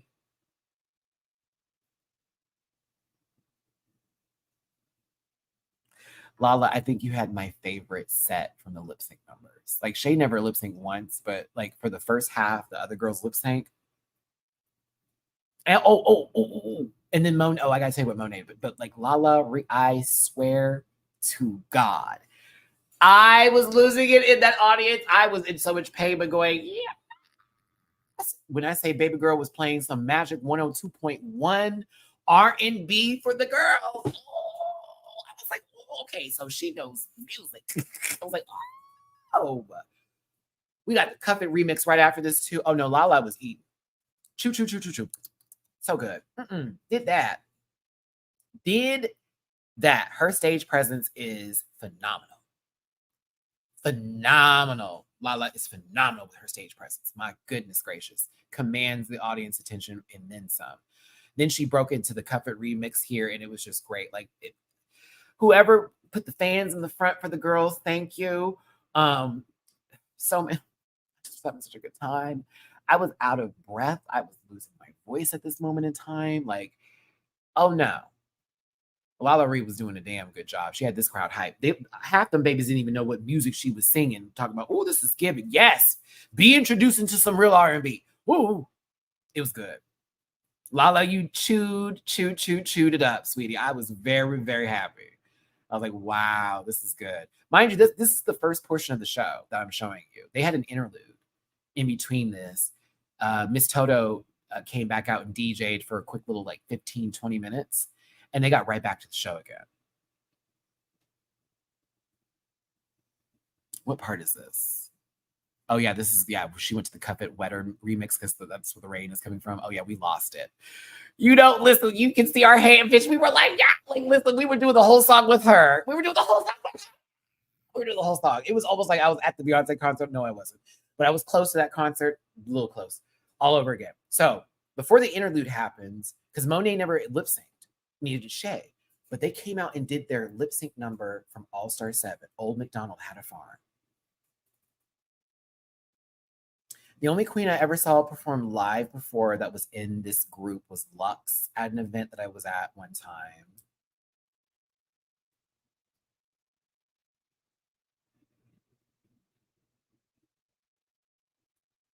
Jada, I've seen perform before. Everybody else, it was new. Everybody else, it was a fresh experience for me. So I was like, oh. I was like, oh. That was me the whole time. Oh. Old MacDonald had a farm, E-I-E-I-O, and on that farm he had like do you see how everyone's phones are out? Like I wanted to put my phone down, but I was like, I have to capture this moment. I just wanted to put it down at one point because I was just like, I don't want to even have my phone up. I just want to just sit here and enjoy. But I was like, I have to take this footage. It's going to be content, one, but two, I need to show people what happened today. My clip went viral on Twitter. Because they didn't know that was going to happen. Now everyone was kicking themselves. They were kicking themselves. We should have gone. We would have got an original experience. Yes. And something told me to get my ticket that day. Just like for the Crystal Ball in Houston, I felt the same way. I was like, okay, I need to get my ticket. Blackberry is going to be there tomorrow. My friend. I'm like, girl, come on.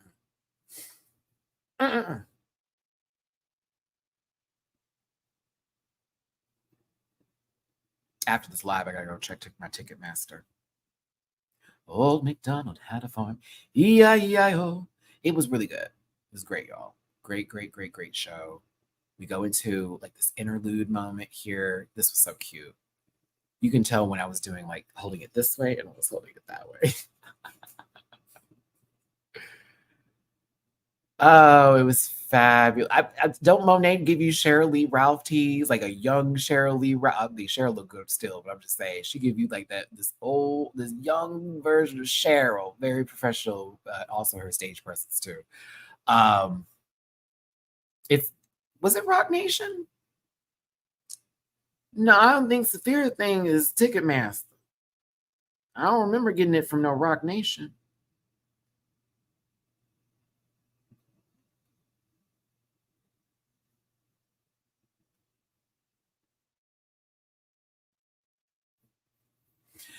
This was the one part she lip synced, but it really wasn't. She was doing Gimme More by Britney Spears. And then it went into Cocky.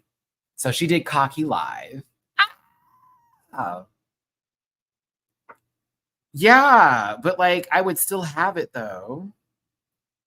I'll look it up.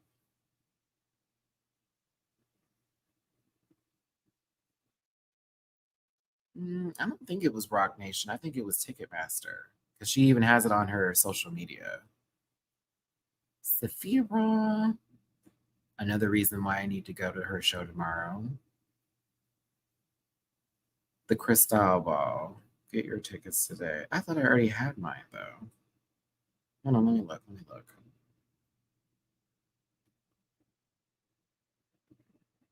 Yeah, Ticketmaster.com. Yeah, they're on Ticketmaster. Oh, Live Nation. Okay.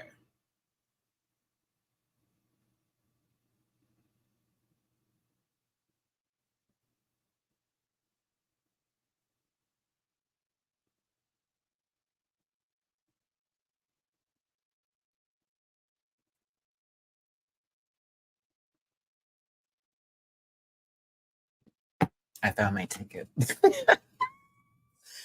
Girl, I'm gonna be on the floor too. Oh my god.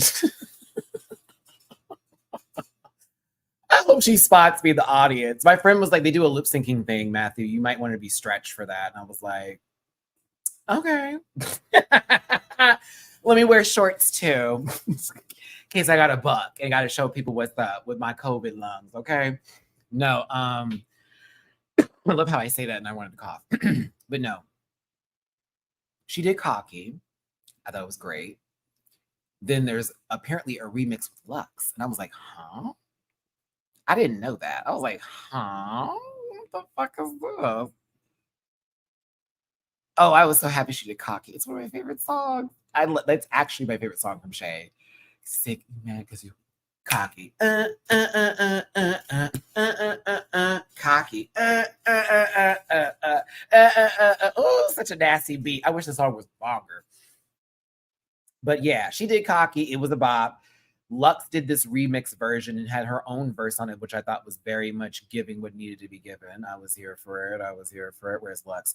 Lux had a wardrobe malfunction. So the back part of this would not close. So got up there, did the whole thing with a belt on like this at first. This is the second time they redid it again because Shay's like, no, let's redo this because they weren't ready and we need to make this right. We need to make this right. So then she came back up there and was like, yeah, I'm just gonna boom, and then we're gonna go from here. Lux, I was very impressed. I said, professional, kept the show going. Was a little bit late on the time and still rolled up like, I'm still gonna do my number, and I thank you, and let's rerun it again, and that's fine. Loved it. Thank you, Felicia. I see you to be put on my PayPal. Appreciate you, baby. Now, Jada did the all right. It's one of my favorite songs from Victoria Monet.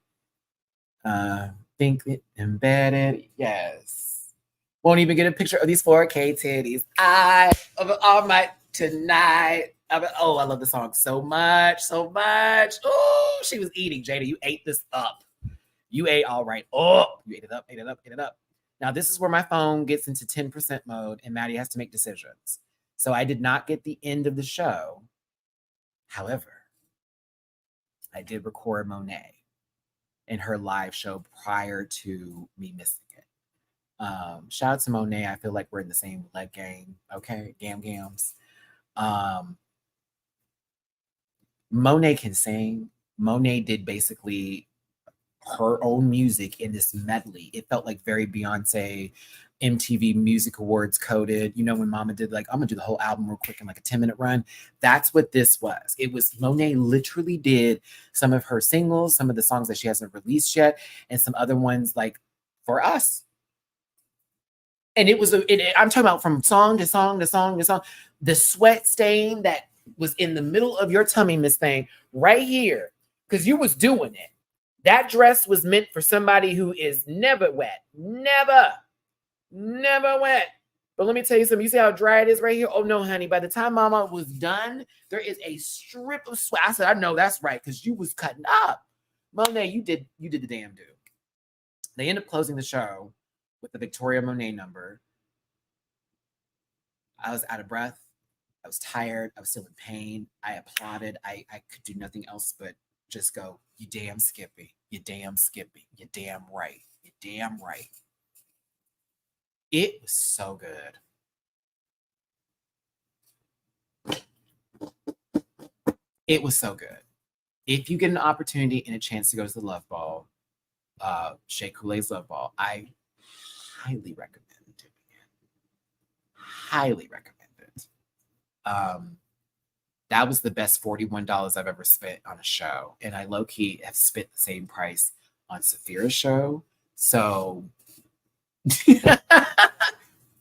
me currently right now, I'm like, well, I kind of spent the same price on Saphira's show that I'm going to tomorrow. And I also will be getting footage of that as well. If anything is to happen that's interesting, of course, I'll showcase it with you, but I would also be on the lookout for that video this week since tomorrow is Thursday, and I would have time to edit it when I get back home, this and the other. So my rating of the Love Ball, 10 out of 10. There was a little bit of a mishap in between, but that was with one of the guest appearances. Other than that, it was a flawless show, in my opinion, even with the mistakes. It felt like a lot of love was in the room. The energy was great. The venue was really, really good. I love the Belasco, honestly. I wasn't too hot in there either, but my fan stopped working at one point in time, and I was like, okay, it's about to get a little crispy. But it just was a good time. Shout out to Miss Toto, shout out to Shea Coulee, shout out to Lux, shout out to Monet, shout out to Lala, shout out to Jada, shout out to Mirage, Morphine, Tsunami, shout out to Nymphia, shout out to, trying to make sure I remember everybody on the show. Shout out to everybody part of the production, including people who work behind the scenes, as well as people that were just there. One of my friends that I used to hang out with all the time in LA was working security that day. Haven't talked to him in over a year. It was so funny.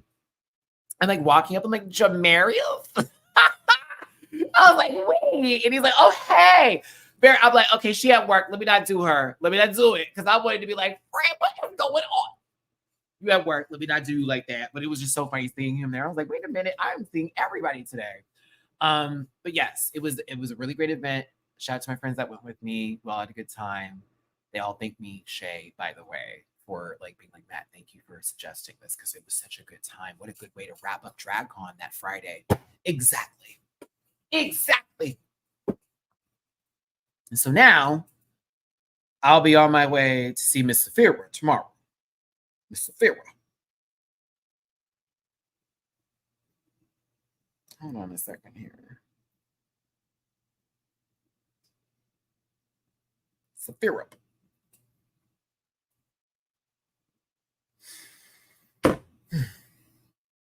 So now that I'm done with the first, whoa, I love how I did this. So we got the first half of this was House on Fire, the finale review. Check that out. I'm also saving this because I'm going to clip out the House on Fire portion and then go into the other one. I'll be posting those separately by themselves. Same thing I'm going to do with the Love Ball here. And I'll do like a whole intro like, this was in a live video, but it's been broken down for your entertainment for just the subject at hand. The mental health update and what's been going on. I went on Instagram earlier today to explain to people like what I'm about to do with this channel and the changes that are about to happen. I've been attacked recently, whether they feel I deserve to be attacked and said or trolled or whatever the hell it may be. Someone sent a picture of my deceased mother to my Instagram and told me that glad she's not, basically in short, because I'm trying to not say the words so I don't get in trouble here, but glad she's not alive anymore. She should be embarrassed of you.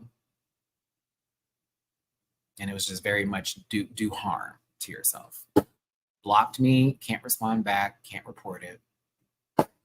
I have then been getting random calls to my phone lately since I was sick and out under the weather. I want to say this started Tuesday. This is like right after the whole Miss for Nigeria, the full bit, all of that. My little brothers have found the Reddit thread. One of them did. I don't think he's told the youngest one, but that has already been a very not a good conversation. Why do people hate you? They shouldn't hate you. You're not mean. I love you. I'm having that conversation. Fuck y'all on Reddit, by the way, because that your truth is not the truth. I know him. You don't know me. Like, stop. So I'm having to explain that to somebody who has been interested to get on YouTube, who now feels like everybody is going to get him.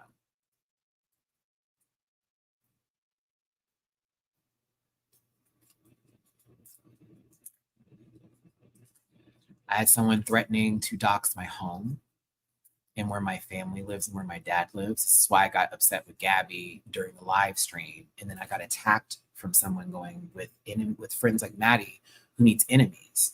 When my reason for snapping on Gabby on this past Sunday was because they made a joke about something, not knowing someone literally threatened me.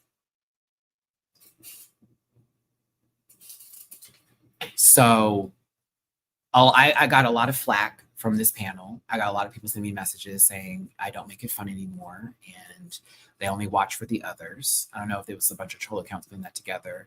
I don't like how you're talking to Gabby, like all this kind of stuff. Okay.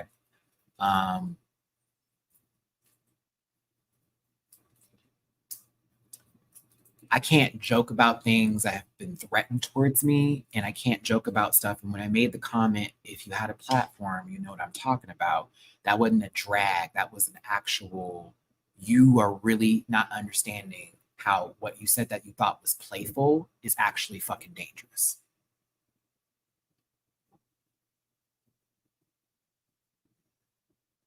My family does not support me the way I want them to, and I'm not going to ask them to because they already are okay with my lifestyle.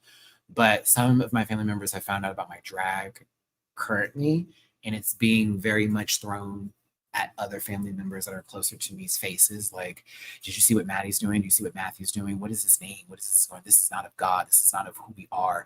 I'm not going to accept him. I'm not going to do all. Yes, this is all happening to me this week during my sickness, during all that happening. Over what? I got people telling me I deserve everything I'm getting and all that kind of jazz. And of course, you're going to be homeless again. Ha ha ha. All of that. Okay. I have had to do so many things in the background. I got 7 rejections from jobs I've been applying to in the background because I'm like, I have to make more money because YouTube is just, I don't know what they're doing, but they don't love me right now. And I need to make sure my kids are good, like my fur babies. 7 rejection letters, all the same thing. I haven't had a job like that in corporate America for so long now that it so negatively impacts me with whatever resume and whatever work I've done before, regardless of the years and years and years of this and being a trainer. Doesn't even matter right now for me. And so I'm thinking about that while also having to try to find another lease to move somewhere with what I have now. I'm very stressed. I'm very stressed. Very, very, very stressed. However, I'm like, I just got to keep going. Every morning I wake up and I go, thank God I woke up. Because I got things to do. Are my kids good? My kids are great. I'm absolutely okay with people praying for me. As long as they're praying in a good way, unlike somebody who used to not pray that way that I know of. It put me in a headspace while I was sick. And I know some of y'all may have saw me on Twitter blank out for a second at one point in time. Because I just didn't want to come back. I don't enjoy doing the panel like I used to. Nobody wants to do it. Everybody's busy. And that makes it less fun for me. And I'm having to ask people to come on and do this, that, and the other. It feels like a chore versus something that was so much fun to do that we all would expect to do. We don't even talk like we used to. Sometimes I just post in the group and no one responds. And I've become that person now that when they do it, I don't want to respond either because I'm like, well, if what I said wasn't important, we're not talking. Like, what are we talking about? Like, I don't know. So when Dooley says, Matt be putting his phone on Do Not Disturb, it's for multiple reasons. It really is. Because it sucks when I'm speaking and I don't feel like anybody's speaking to me. And then when we do speak, I'm not going to come. I'm not going to be here. And then we get on the lives. I didn't watch this. I didn't do that. And then it's all on me. It's all on me. It's all my fault. Everybody praises everybody else. And they kind of shit on me when it's the panel. So I don't feel good about it anymore. And I feel sad when we do it. And I feel like I'm about to be just dragged again just for doing this because they don't like me. So I still plan on doing the panel.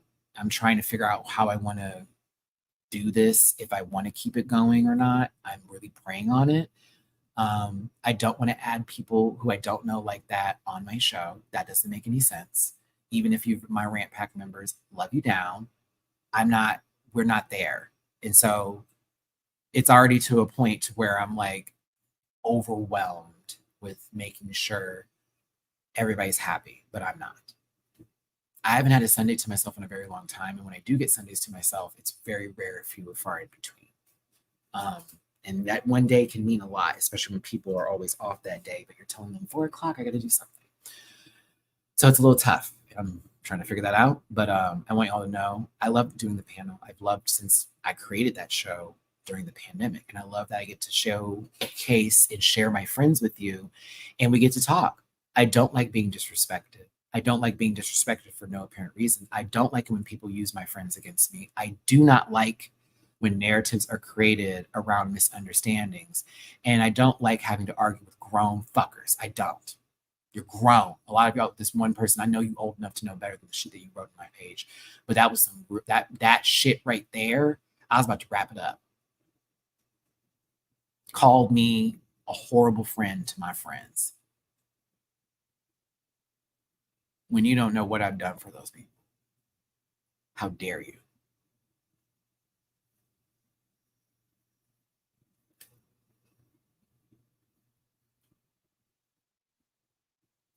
Like, it's mind-blowing to me. They have gotten money from me. They have also received money from you via the panel. So you can make it whatever you think it is. You don't know shit. And if any of them told you that, we about to be really up, because that shouldn't even be happening. My panel, my show, my platform. That's what people have seemed to have forgotten. And so I end up getting disrespected through that. Okay. So I love everybody on the panel. Those are my real friends in real life, whether we're going through something or not. But it is becoming a problem when people are trying to infect their ideas of what they think is happening with the people I have on said panel. And then they're pushing that onto me because either they don't like me because I'm light skinned, they think I'm a misogynist, whatever you want to put on the list of things that people don't like about me. It has become too tiring. So I'm going to keep it going. But based on how everybody is talking, acting, and doing, this may be the last year for it. Possibly. I will not be doing live streams anymore as consistently as I've done. As a matter of fact, this is probably going to be one of the last ones that we do during the week. I will be only keeping live streams on during said weekends, like the panel, Canada versus the World, and more than likely Drag Race Philippines is where I'll keep it at. Every show, anything I do after that, no. I don't get a lot of support in the views and videos like I used to. Whether you say YouTube isn't showing you or whether you're not interested and you just want to say something in reference to that, I am burnt out and I'm falling out of love with what I do. And I'm falling out of love because I put so much work into it and they have cut my money that I used to get via AdSense triple the amount that I used to. I'm making 3 times less than what I was last year. And that's honesty. And that's either my fault for not being a better content creator. It also can be the algorithm's fault for not wanting to showcase me because during this political time, they're running a lot of red stuff. They're running a lot of right-wing things. They're pushing a lot of other things into the menu because a lot of stuff that's considered different is being pushed down a tad bit. I'm not the only one that's experiencing this. So it's good to know that I'm not the only one dealing with this. But yeah, I have to feed myself and my fur babies. I have to keep a roof over my head. All I've ever wanted in life was peace of any kind. And I don't have it. So that's messing with me. Patreon, I appreciate everybody for the support on there. If you ever notice me not posting anything, it's more than likely that this year, a day I missed to post something was because I am emotionally bankrupt when it comes to certain stuff. And I don't want to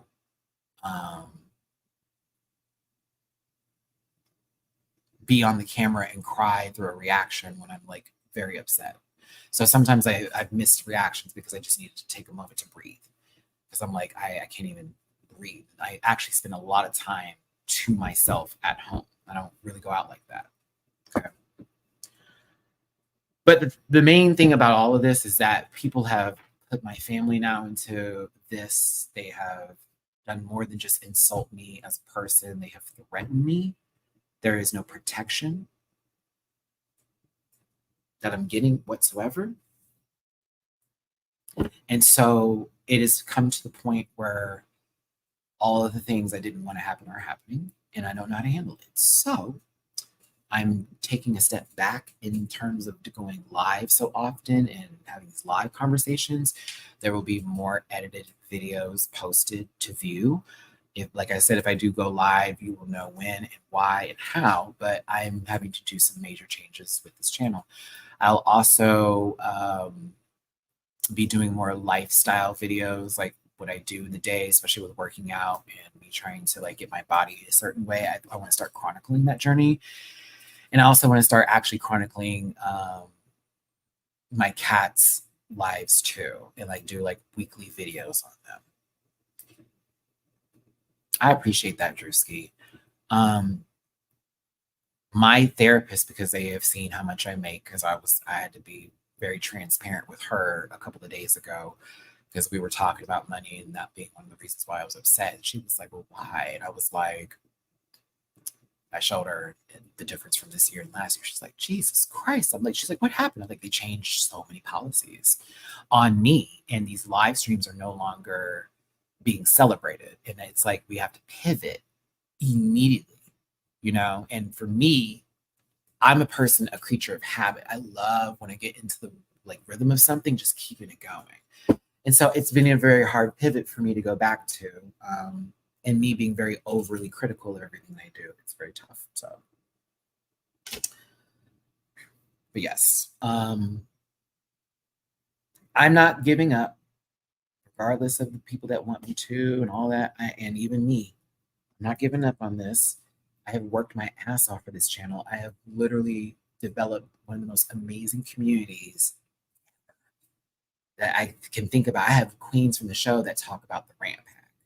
You got some people with you, Matty. You got audience with you. It may not be 100K, but it's an audience. It's y'all be up in here when you want to be, but you be up in, even for the playbacks, you be up in here. And I appreciate it so much. But no, we're not hitting the comment goal like I asked y'all to. Please comment on the videos. No, we're not hitting the like button. No, you're not sharing it to social media. And I can see all that. You got to. That helps the channel. It really does. If that is a thing where it's like, well, Matt, I got people that don't like you, so I don't want to share you because I just want to enjoy you myself. I get that and I understand you. Please don't feel that peer pressure, because I do know there are people out there that want the worst for me. I don't know why, but they want the worst. Just my presence, my essence, my soul, my light, whatever, because I say Black people rule. I don't know, like whatever it is. That's actually what I'm doing with this live later. I'm supposed to be chopping this up into House on Fire separately, Love Ball separately. As far as doing the other thing, Zach, I'd be so burnt out. I'd be so done after talking for 3 hours. I don't have the energy to get back and watch myself over again. That's to be very, that's the real truth of it all. By the time I'm done talking, like this 2 hours and 15 minutes, or going on 3 hours, socially gone. Socially spent for the day, because I gave you all of me. And then I don't want to touch the video anymore because I did it and it was done and it was that. But you're right. I definitely should be going through this more often, because StreamYard saves these videos when I have the space, just like I did with the AJ interview, and I could get that together. Yeah, as you can see, the shorts are actually helpful. I will be getting more into those. I would like to. And Marika, I always think that they auto add those in there, but I realize that they really don't. So I just need to go in and just put the timestamps in myself. And again, I'd be so drained. I don't be touching it. It's no longer an excuse anymore. They don't have excuses for me. Okay. I'm literally getting emails that are supposed to be sent to other YouTubers with literally, I know this actually broke my heart. Because I could have really used that. I could have really used that, but I thought I should let you know.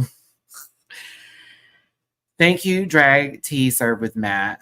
Some of these reviewers that a lot of the girls stand and say, fuck me, they actually like me too, which is always fun to see. They're like, I don't watch Matty, I watch the other one. He watches me.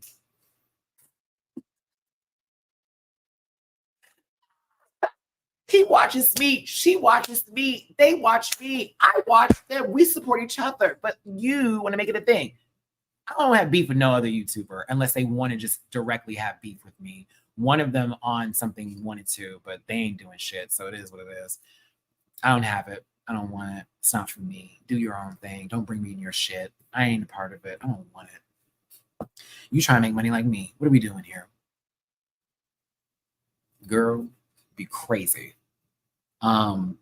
Exactly. The goalposts keep moving. How does any creator keep up? That's the whole point of them and what they do. They want to change the goalposts when the new next thing comes around, and they make the standards a little bit harder for other people to still play catch up with, unless you already have an audience that's already built in with millions of subscribers and this, that, and the other, and then you can just go and do what you want to do. I am envious of Trixie for being able to take a break and walk away from their work to get their health together and to get themselves back together. I'm envious of that. When I say I could do for 2 months of nothing but like getting my shit together and just being okay, because there's other ventures I would have going on, but to just not be on camera for just 2 months. Wow. If one thing that told me about her was, Matt, I need more going on, so that way I can do that. Take that advice from Trix. I want more going on because I need a break. But like, I have applied for other jobs while people say, go get a job. They're not hiring me, baby. I've been out too long. And I'm talking about like bullshit jobs too. Some job, not all jobs are bullshit, but I'm referring to, I actually applied to a fast food place. I'm gonna tell you who. I was overqualified and I hadn't had any work done, and they don't consider what I do. And I was like, okay. Then the other people, had one lady tell me, we like you, however, concerns because you're on this platform and it may be a bad look for the company. Would you be willing to terminate your YouTube channel? Absolutely not. Absolutely not. No, no, no, no, no, no, no, no, no. Absolutely not. God bless you for even saying that and even offering it to me, because it does seem like a dream come true. But I would be getting that job just to feed the family. I wouldn't be doing it for enjoyment or a career. So that was where our impasse was with that. And again, it's just a lot going on with that. So as much as people want to be like, I've already done the things that you told me to do.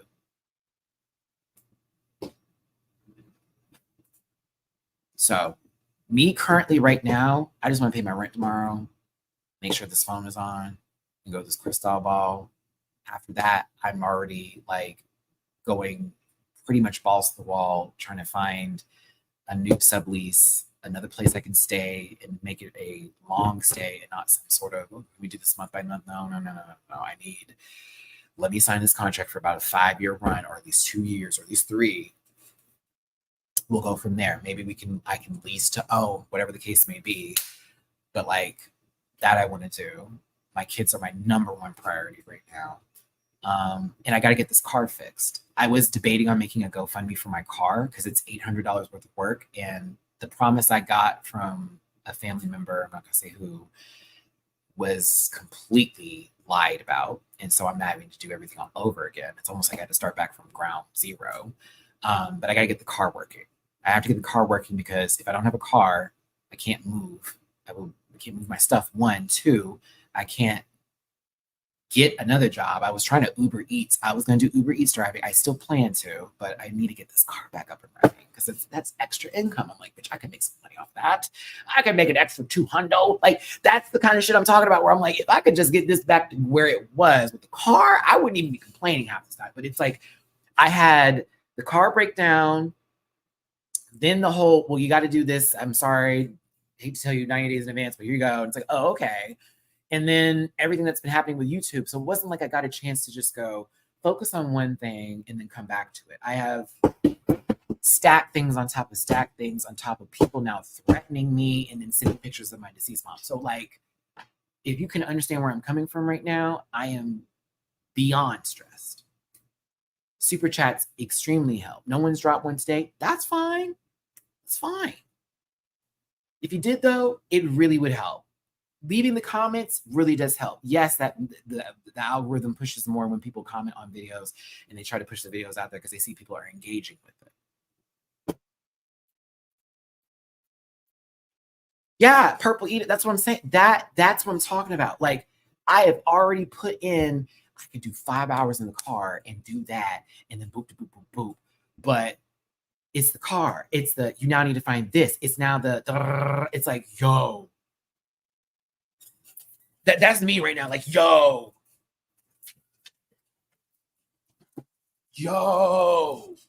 You could have let like one thing, and then I can focus on that, and then we'll do the other one. But you know what? That's life. That's life. And I'm getting hit hard with it.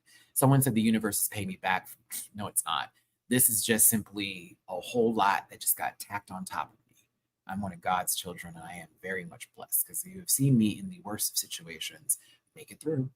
You have seen me pillow to post. You have seen me city to city, country to country. Hell, I had people trying to read me about that, telling on themselves that they've been following me forever. Talking about you've had to move another place. Well, that lets me know that you've been following me and you've been watching this entire journey and you've been a hater in the background this whole time. Thank you. But at the end of those roads, I always found a way. There was always something there. It is. I have faith. I can't give up. I've never been able to. I've wanted to so bad.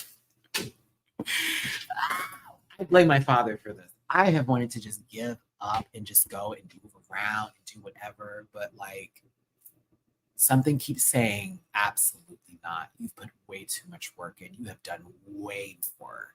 You have done way too much. Stop getting in here. Just keep on going. And normally when I get out of that headspace, I always achieve. But no, it's just, I got hit with a lot at one time and I was given time limits, and that's what really just made it even worse. It's not like I was told, well, next year we're not going to do it. It's like, no, actually, October. I'm like, it is July. Hello. So, if you want to drop it to me in my jar, it's really going to be very much helpful. PayPal, Cash App, and Venmo, especially for tomorrow. When y'all super chat, super helpful. Commenting on videos helps. Thumbs up in the video helps. I am going to move around to a new place, but I'm also going to change up how I do this channel. It will be a little bit more edited stuff. You will know about the live streams, and I'm going to be adding more content that makes me feel like better. Yeah, and I was also literally sick during all of this. So, yeah. That's how I feel right now. Like, it's just like, okay, you can stop. You can stop now. Like, I want to smoke real bad right now, but I'm like, I can't because we got things to do. We got to get our life in order. We got to get shit together. You're trying to get your money. That's not doing nothing for you. So.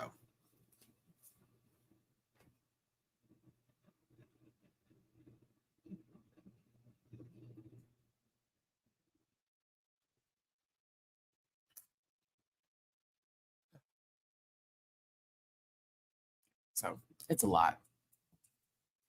I appreciate Drag Tea with Matt talking about that's a little irresponsible of them to email you that. I'm like, it is, because they're how you mess up tea served with Matt with Matty-Rants when that is literally the entity.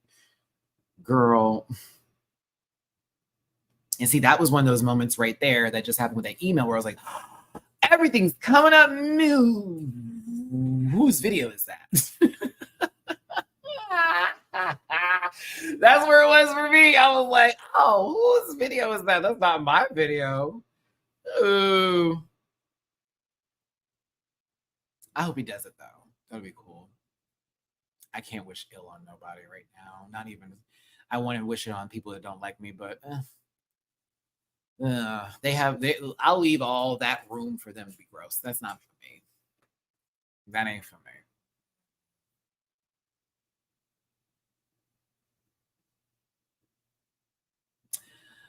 Oh, I forgot. I forget about that. Way too good for this. Thank you for saying that. You know what? I did not put that into account. that some people just don't log in and they're just watching. I didn't even think about that. Thank you for the views, though. And thank you for that insight. Because I'm like, you know what? I did not put that into perspective. Appreciate that. This is me. I need you to log in. Me for videos. Can you log into your YouTube account? I don't know your Gmail password, but log into your Google and then make a comment. Can you imagine? That's the disclaimer now. Yo, if you didn't log in, you're not a true Rant Pack support. No. Thank you for telling me that, though. Oh, way too good for this. I needed at least that I didn't have in perspective. So that adds enough to the equation for the comment section. So good for you. Thank you for that. Super chats, DW, you know you're my friend. You're awesome. Peace, Mateo. I wish I had more to give because you deserve it. Honestly, things will get better. I believe it. Your voice and light cannot be dimmed. Parkour.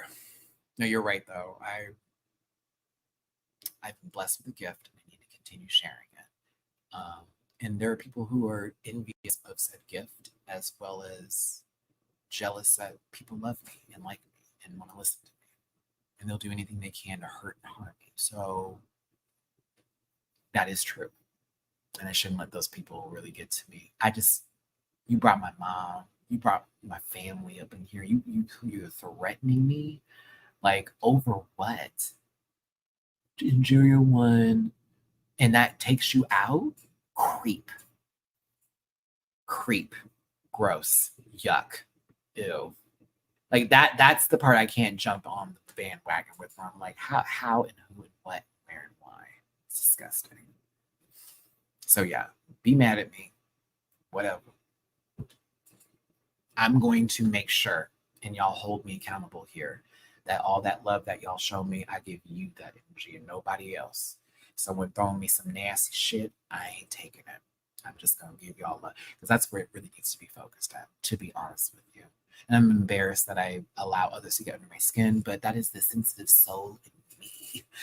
It's the sensitive soul in me.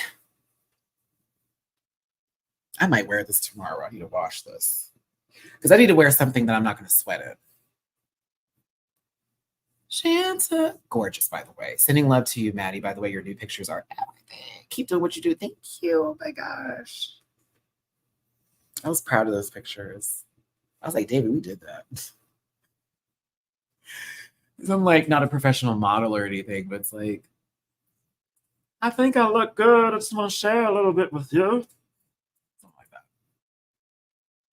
Devon, thank you so very much for the super chat sticker, Tippy Poo. And thank you for the one also on Cash App too. I'm glad I got to see a face with this. Thank you. I love doing this, by the way. I don't like saying hearts anymore. This is like one of my favorite emojis now. It's this one. Thank you, Devon. I appreciate you, baby. Thank you. Thank you so much. Honestly. Thank you. Oh my gosh.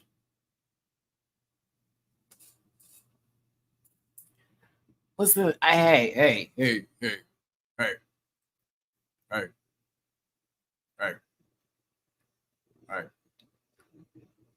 I almost want to put the pictures on my Jacked account real quick, low key, high key, bitch, like a high key.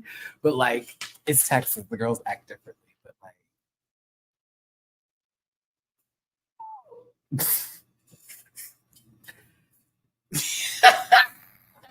I was like,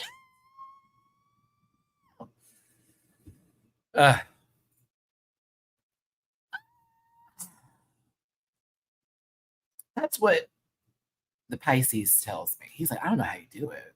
He's like, I don't know how you do it. Like, I can't do people like that. I would be ready to fight. And I'm like, well, for me, I just imagine them in a dirty room that smells like the worst smell I can think of, with people that don't love them around them, and that whatever keyboard or cell phone they're typing off of, it's dirty, it's cracked. That's what I have to put in my mind, because it's like, if your shit's together and you're talking to people this way, ooh, you have no business. You need business. I can see people having no business doing this to me, but like, if you actually have things going for yourself, ooh, I would really be concerned. So I have to imagine, because if I ever found out somebody like that had shit going on and they were giving me that much time, that would probably be one of the funniest things to ever take place. Like I'd have to talk about it for years. Like I'd have to show her a picture in every video. Don't be this person who actually had things to do, but was finding time to be nasty. Like if you ain't got nothing going on, I can see why you're mad. Like go off. Like you ain't got shit else to do but just be rude and gross, whatever. But for me, when I leave this, I try to leave it behind. Sometimes it comes with me. Trying to, trying to. Now look at that from one of the visionaries, excuse me. Thank you, Devon. Appreciate that. Shout out to Valerie too. She was in my chat the other day when that bullshit was happening. She was like, Maddie, pull it together. And she texted me too, like, Maddie, you good? I love you, Val. I appreciate it. You let her know that, Devon. Valerie hit me up during my one of my lives when someone was coming for me, and she was like, "You good? You good? You all right? Come on, Matt, pull it in. You all right, bud? You all right? You got this." I fucking love Valerie, so yeah. I appreciate that. And also, Ange hit me up today. Also, a part of the Ange is a part of what's it called? The Chop Block, and she sent me some love too today because she already knows. She knows what I'm talking about when dealing with people that are like personally attacking you. But yeah, I'm not cool with you bringing in my loved ones, and I'm not cool with you doing any of that. Like why show a picture of my dead mom? That's weird. Over what? Just don't understand that. So it's very disheartening. Very disheartening. And so whoever that person was, since you blocked me and I can't respond to you, I hope you enjoyed it. I hope you got your wish. I'm not going to wish any ill on you. I refuse. I don't want to do it. Whatever the world has in store can be for you, but I won't be the one to watch you burn or fall and relish in it. I won't. And I'm just going to be honest in general going forward. I'm going to cack and kiki with you and make my jokes. I'm never going to wish for someone's downfall on camera. I'm never going to do that. I'm not going to play into that game of anger energy. I'm, like my therapist said, these next 2 months, we're going to be on some serious work. And we are going to develop a defense. And we're also going to develop a response to a lot of things. And I appreciate her for being in my life because if I had to pay for these sessions, I don't think I'd be able to afford her. But she's literally given me 2 months free because she's been with me for over a year now and she knows me. So she's like, I know what's hi, baby. Amu, did you come over here? He said, oh, no, Dad, don't pick me up. He saw that scoop back. He was like, no, don't pick me up. I don't want to be on camera. Come, Bubby, come back here. Come back here, Bubby Whoops. My mama, wow. Oh, here she go. Hi, Bubba. Hello. I am going to grab you. So you need to make that decision right now if you want to be in my face or not. Because you know I'm going to pick you up. He's like really debating. You don't want to come over here with Dad?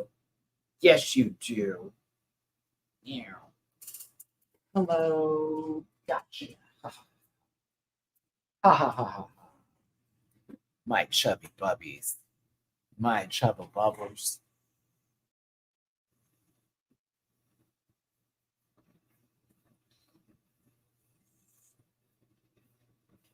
Mina right over here too, so she ain't far away.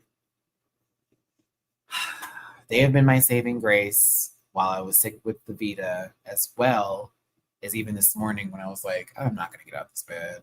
Both of them were like in my face. They were like, you are most certainly getting out of bed. So let's just say hi to Mama real quick. Down, Daddy. Okay, you can let go. Here you go. Mina. Now it's Mina's turn. Come here, Mina Ween. My cats have gotten used to their nicknames, so she knows. Mina. Come here, big girl. Oh, princess. Come here, princess. She's like, I just saw what you did with Mamu. I just saw what you did. I don't want to get picked up too, but you're going to get picked up because you know Dad loves to pick you up. Shout out to the women's U.S. gymnastics teams, by the way. Shout out to Simone.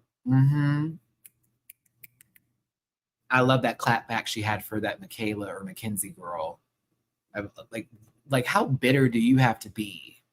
How, as a matter of fact, should we do like an Olympic talk video on like what's been happening so far? Hey, Big Mom. Oh, she was like, no. She saw me. She saw it happening. Mina, come here. How are you gonna do me like that? You came right next to me. Here. I know we're gonna do a Big Brother one. Oh, we need to. I've been watching and catching up, so we definitely need to do one of those too. It won't be a live though. I think I'm gonna start doing like edited videos for Big Brother to be like, girl, did you see day 4? And maybe they'll be boring because nothing will happen those days. But if something happens, I think that's what I'll do. Like quick, like 10-minute videos that like talk about the day. Yeah, I was wanting to talk about the Olympics. I was trying to debate, like, do I talk about it tomorrow? Is it something I can do? No. Hi, big girl. Got you. I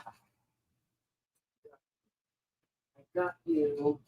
I got you. Don't you do that. Don't you do it. Don't you do it. She's like, no, I don't want to be on camera. Got you. Come on. Come on, baby. She's like, no, Dad, no, let me go now. And then she's still going to be right here. Oh, this little girl. I was waiting for track and field because that's actually an event I like. I mean, I'm a gymnast too, a former gymnast, which shout out to my boy, Steven with the glasses. That pommel horse was nasty, brother. I was like, ooh, ooh. And you know, as a former gymnast, baby, I was living. I was like, oh my God, his technique is so right with God. His dismount was disgusting. I was like, yo, this is crazy. I feel bad for the dude in the Philippines. I feel bad for the boy in the Philippines. I feel bad for him. He had a perfect pommel horse routine.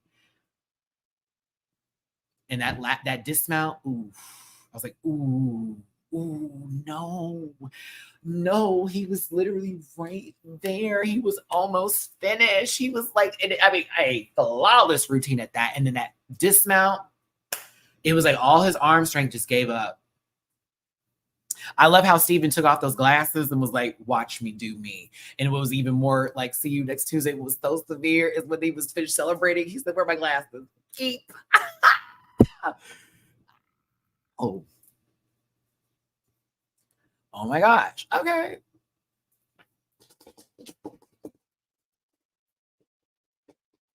Thank you. I need to hear that from my audience. Okay. What is today? Wednesday? We'll be starting that. Ooh, I got a bird. If there's no panel Sunday, because I know sometimes we do like off and on, Monday will be the first video for the Olympics. And I will go live for that one. Because that one I need to talk to y'all live about. Because I know some other people from different countries may be in live. And so I think some of y'all can add like input to some of these different countries that are competing in this, that, and the other. So let's start that Monday. Let's do Olympics coverage. Oh my gosh, I got excited for something. Okay, yes, let's do Olympic coverage. Oh my God, I like that y'all want to talk about this too. Oh my God. As a former athlete, yeah, I would love to talk about this in this perspective. We can do that. It's fine. Soccer Canada. What's Soccer Canada scandal? What? I haven't seen that. What? Maybe add a few shorts too. Okay, I need to make sure I do some reactions to some of these events too, especially for gymnastics.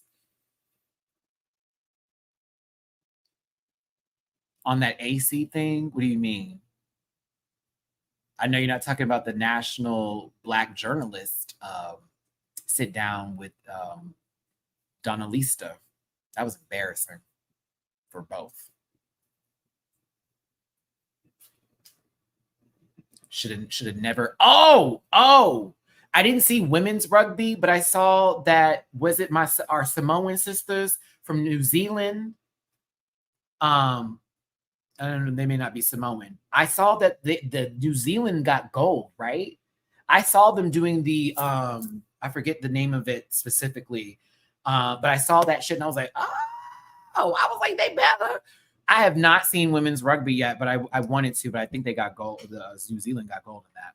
Simone is actually close to Miss Mama from Brazil in gymnastics by like 0.4. Haka, thank you.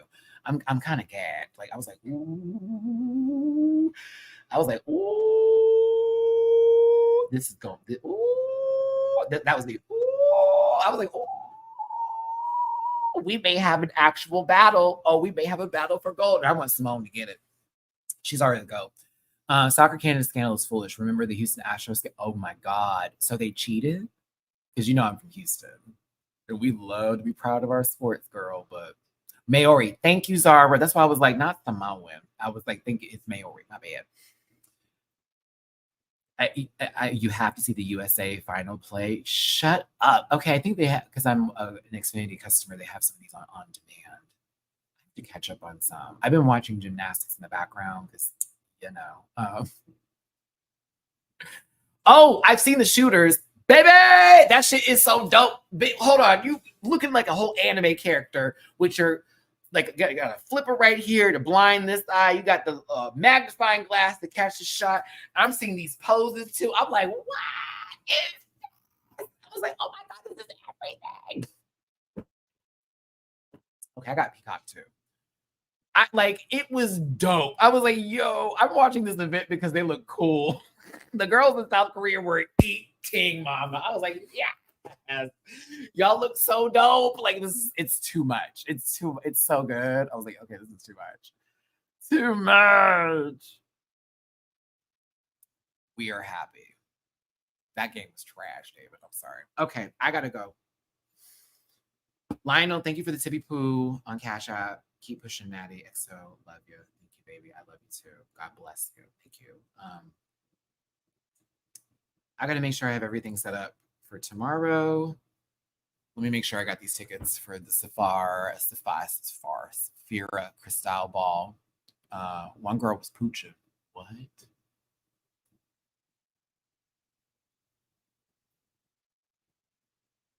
What time is it? Oh, it's almost 7. I've been live for almost 3 hours.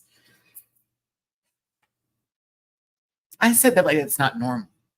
See, this is why I'm going back to edited, but there will still be live videos. I just want to let y'all know, based on this trend of people that were just being nasty and rude and my own mental health, as well as things that are happening around me, it is best that I do more edited videos.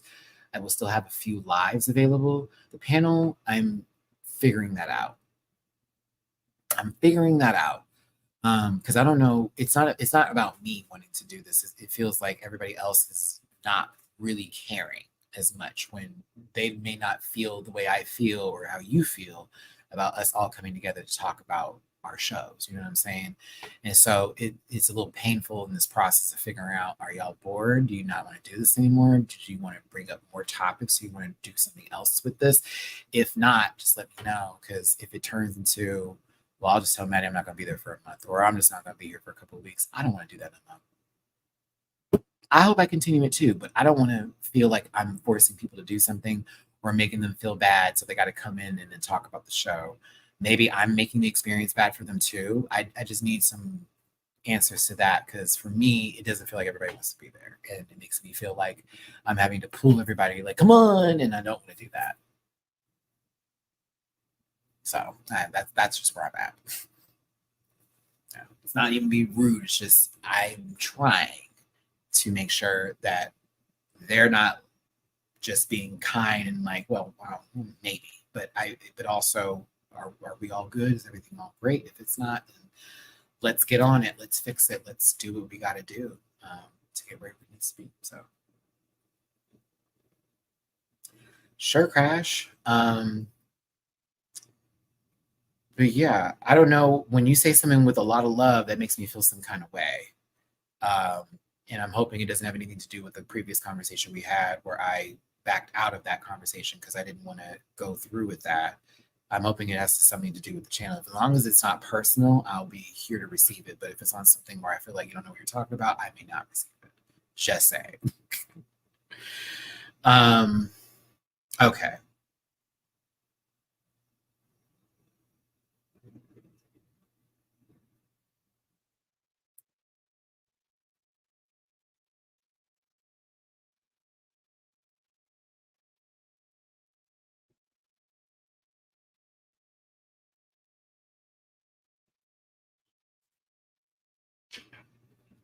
Well, then I'm all ears.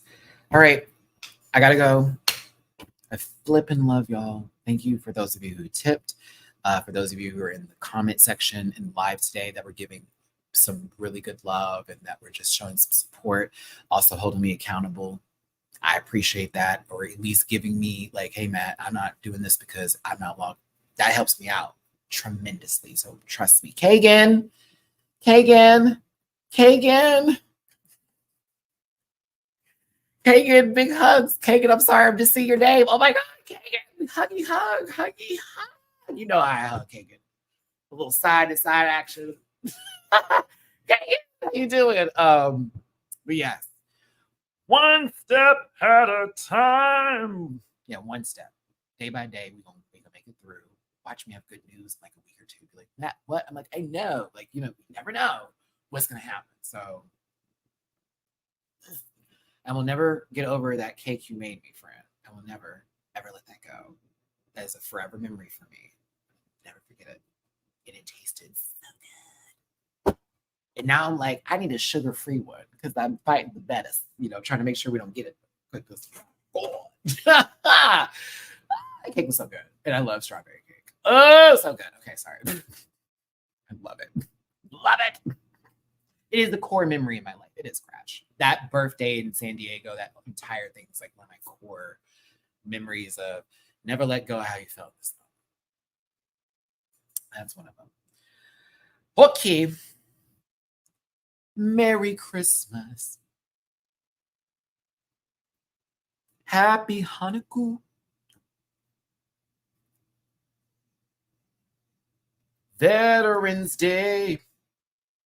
Happy Halloween. Something's coming up. Either way, I will see you later. I'll let you know if I go to this Crystal Ball or not. Because again, I got my tickets. I think I got enough now to where I can bump back and forth to my side of town and go see baby girl. So if I do, I will be filming as much as I possibly can to then showcase in a video later, like how I did the love ball. As a matter of fact, I need to hit her up tonight and be like, hey, Severe, I am going to be there. So FYI. Labor Day. There we go. Labor Doodle. Happy Labor Doodle, you all. Mm-hmm. And again, if you want to drop a tip, PayPal, Cash App, Venmo, it's all helpful. Other than that, thank you for being with me as part of this. That's not even how I want to say it. Not with me, but I guess I really should say thank you for being my friend on this internet. Thank you for listening to me talk, but also engage and to have conversations back with me, whether we're typing or just speaking to each other. When I get to meet you in person is one of my favorite things in the entire universe because now I can put a face to the person who made me smile just through my chat. And so if I've ever met you, God bless you. If I haven't met you, hopefully I get to meet you. It is working for me. I just didn't have it up there initially for a specific reason that has to do with somebody threatening me. So that's why I didn't have it up there. But if you are using PayPal, please and thank you. Some people did tip via PayPal because they know my link or whatever, but F is for fun stuff we do together. U is for you and me. N is for anything and everything at all down here in the deep blue sea.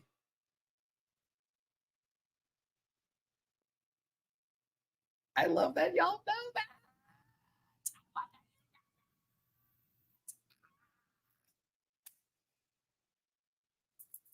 Sorry. That was perfection. Yes, my SpongeBob people. Oh my God, I still have that in my head. F is for fun stuff we do together. U is for you and me. and it's for anything and everything at all. Down here in the rant pack journey. I love you. I love y'all. I appreciate you so much. PayPal, Cash App, Venmo. Either way. I think I'm going to see you Friday. Because we don't have All Stars 9 anymore. But if I go to this Crystal Ball, yeah, I'm going to get that video up. It was great seeing you too, Devon. I hope I was a kind soul. I know I was in a manic rush that day. Well, a portion of that day. Not the first half. That second half, though, ooh. Ooh, I'm sorry. That second day, baby. That second half when I was running from the season 16 panel, trying to make the house on fire panel. Ugh. My God, I have never ran in a drag con before, and I was so embarrassed. I was like, girl, what if I fall? What? Who cares? It was great. Okay, I'm sorry. Bye. Love y'all. I will see you later. Take care. God bless. See you later. I'm trying to find the video. It's not popping up. Oh, help, help. I just want to slide out. Okay, here we go. Okay, bye. Listen. Yeah.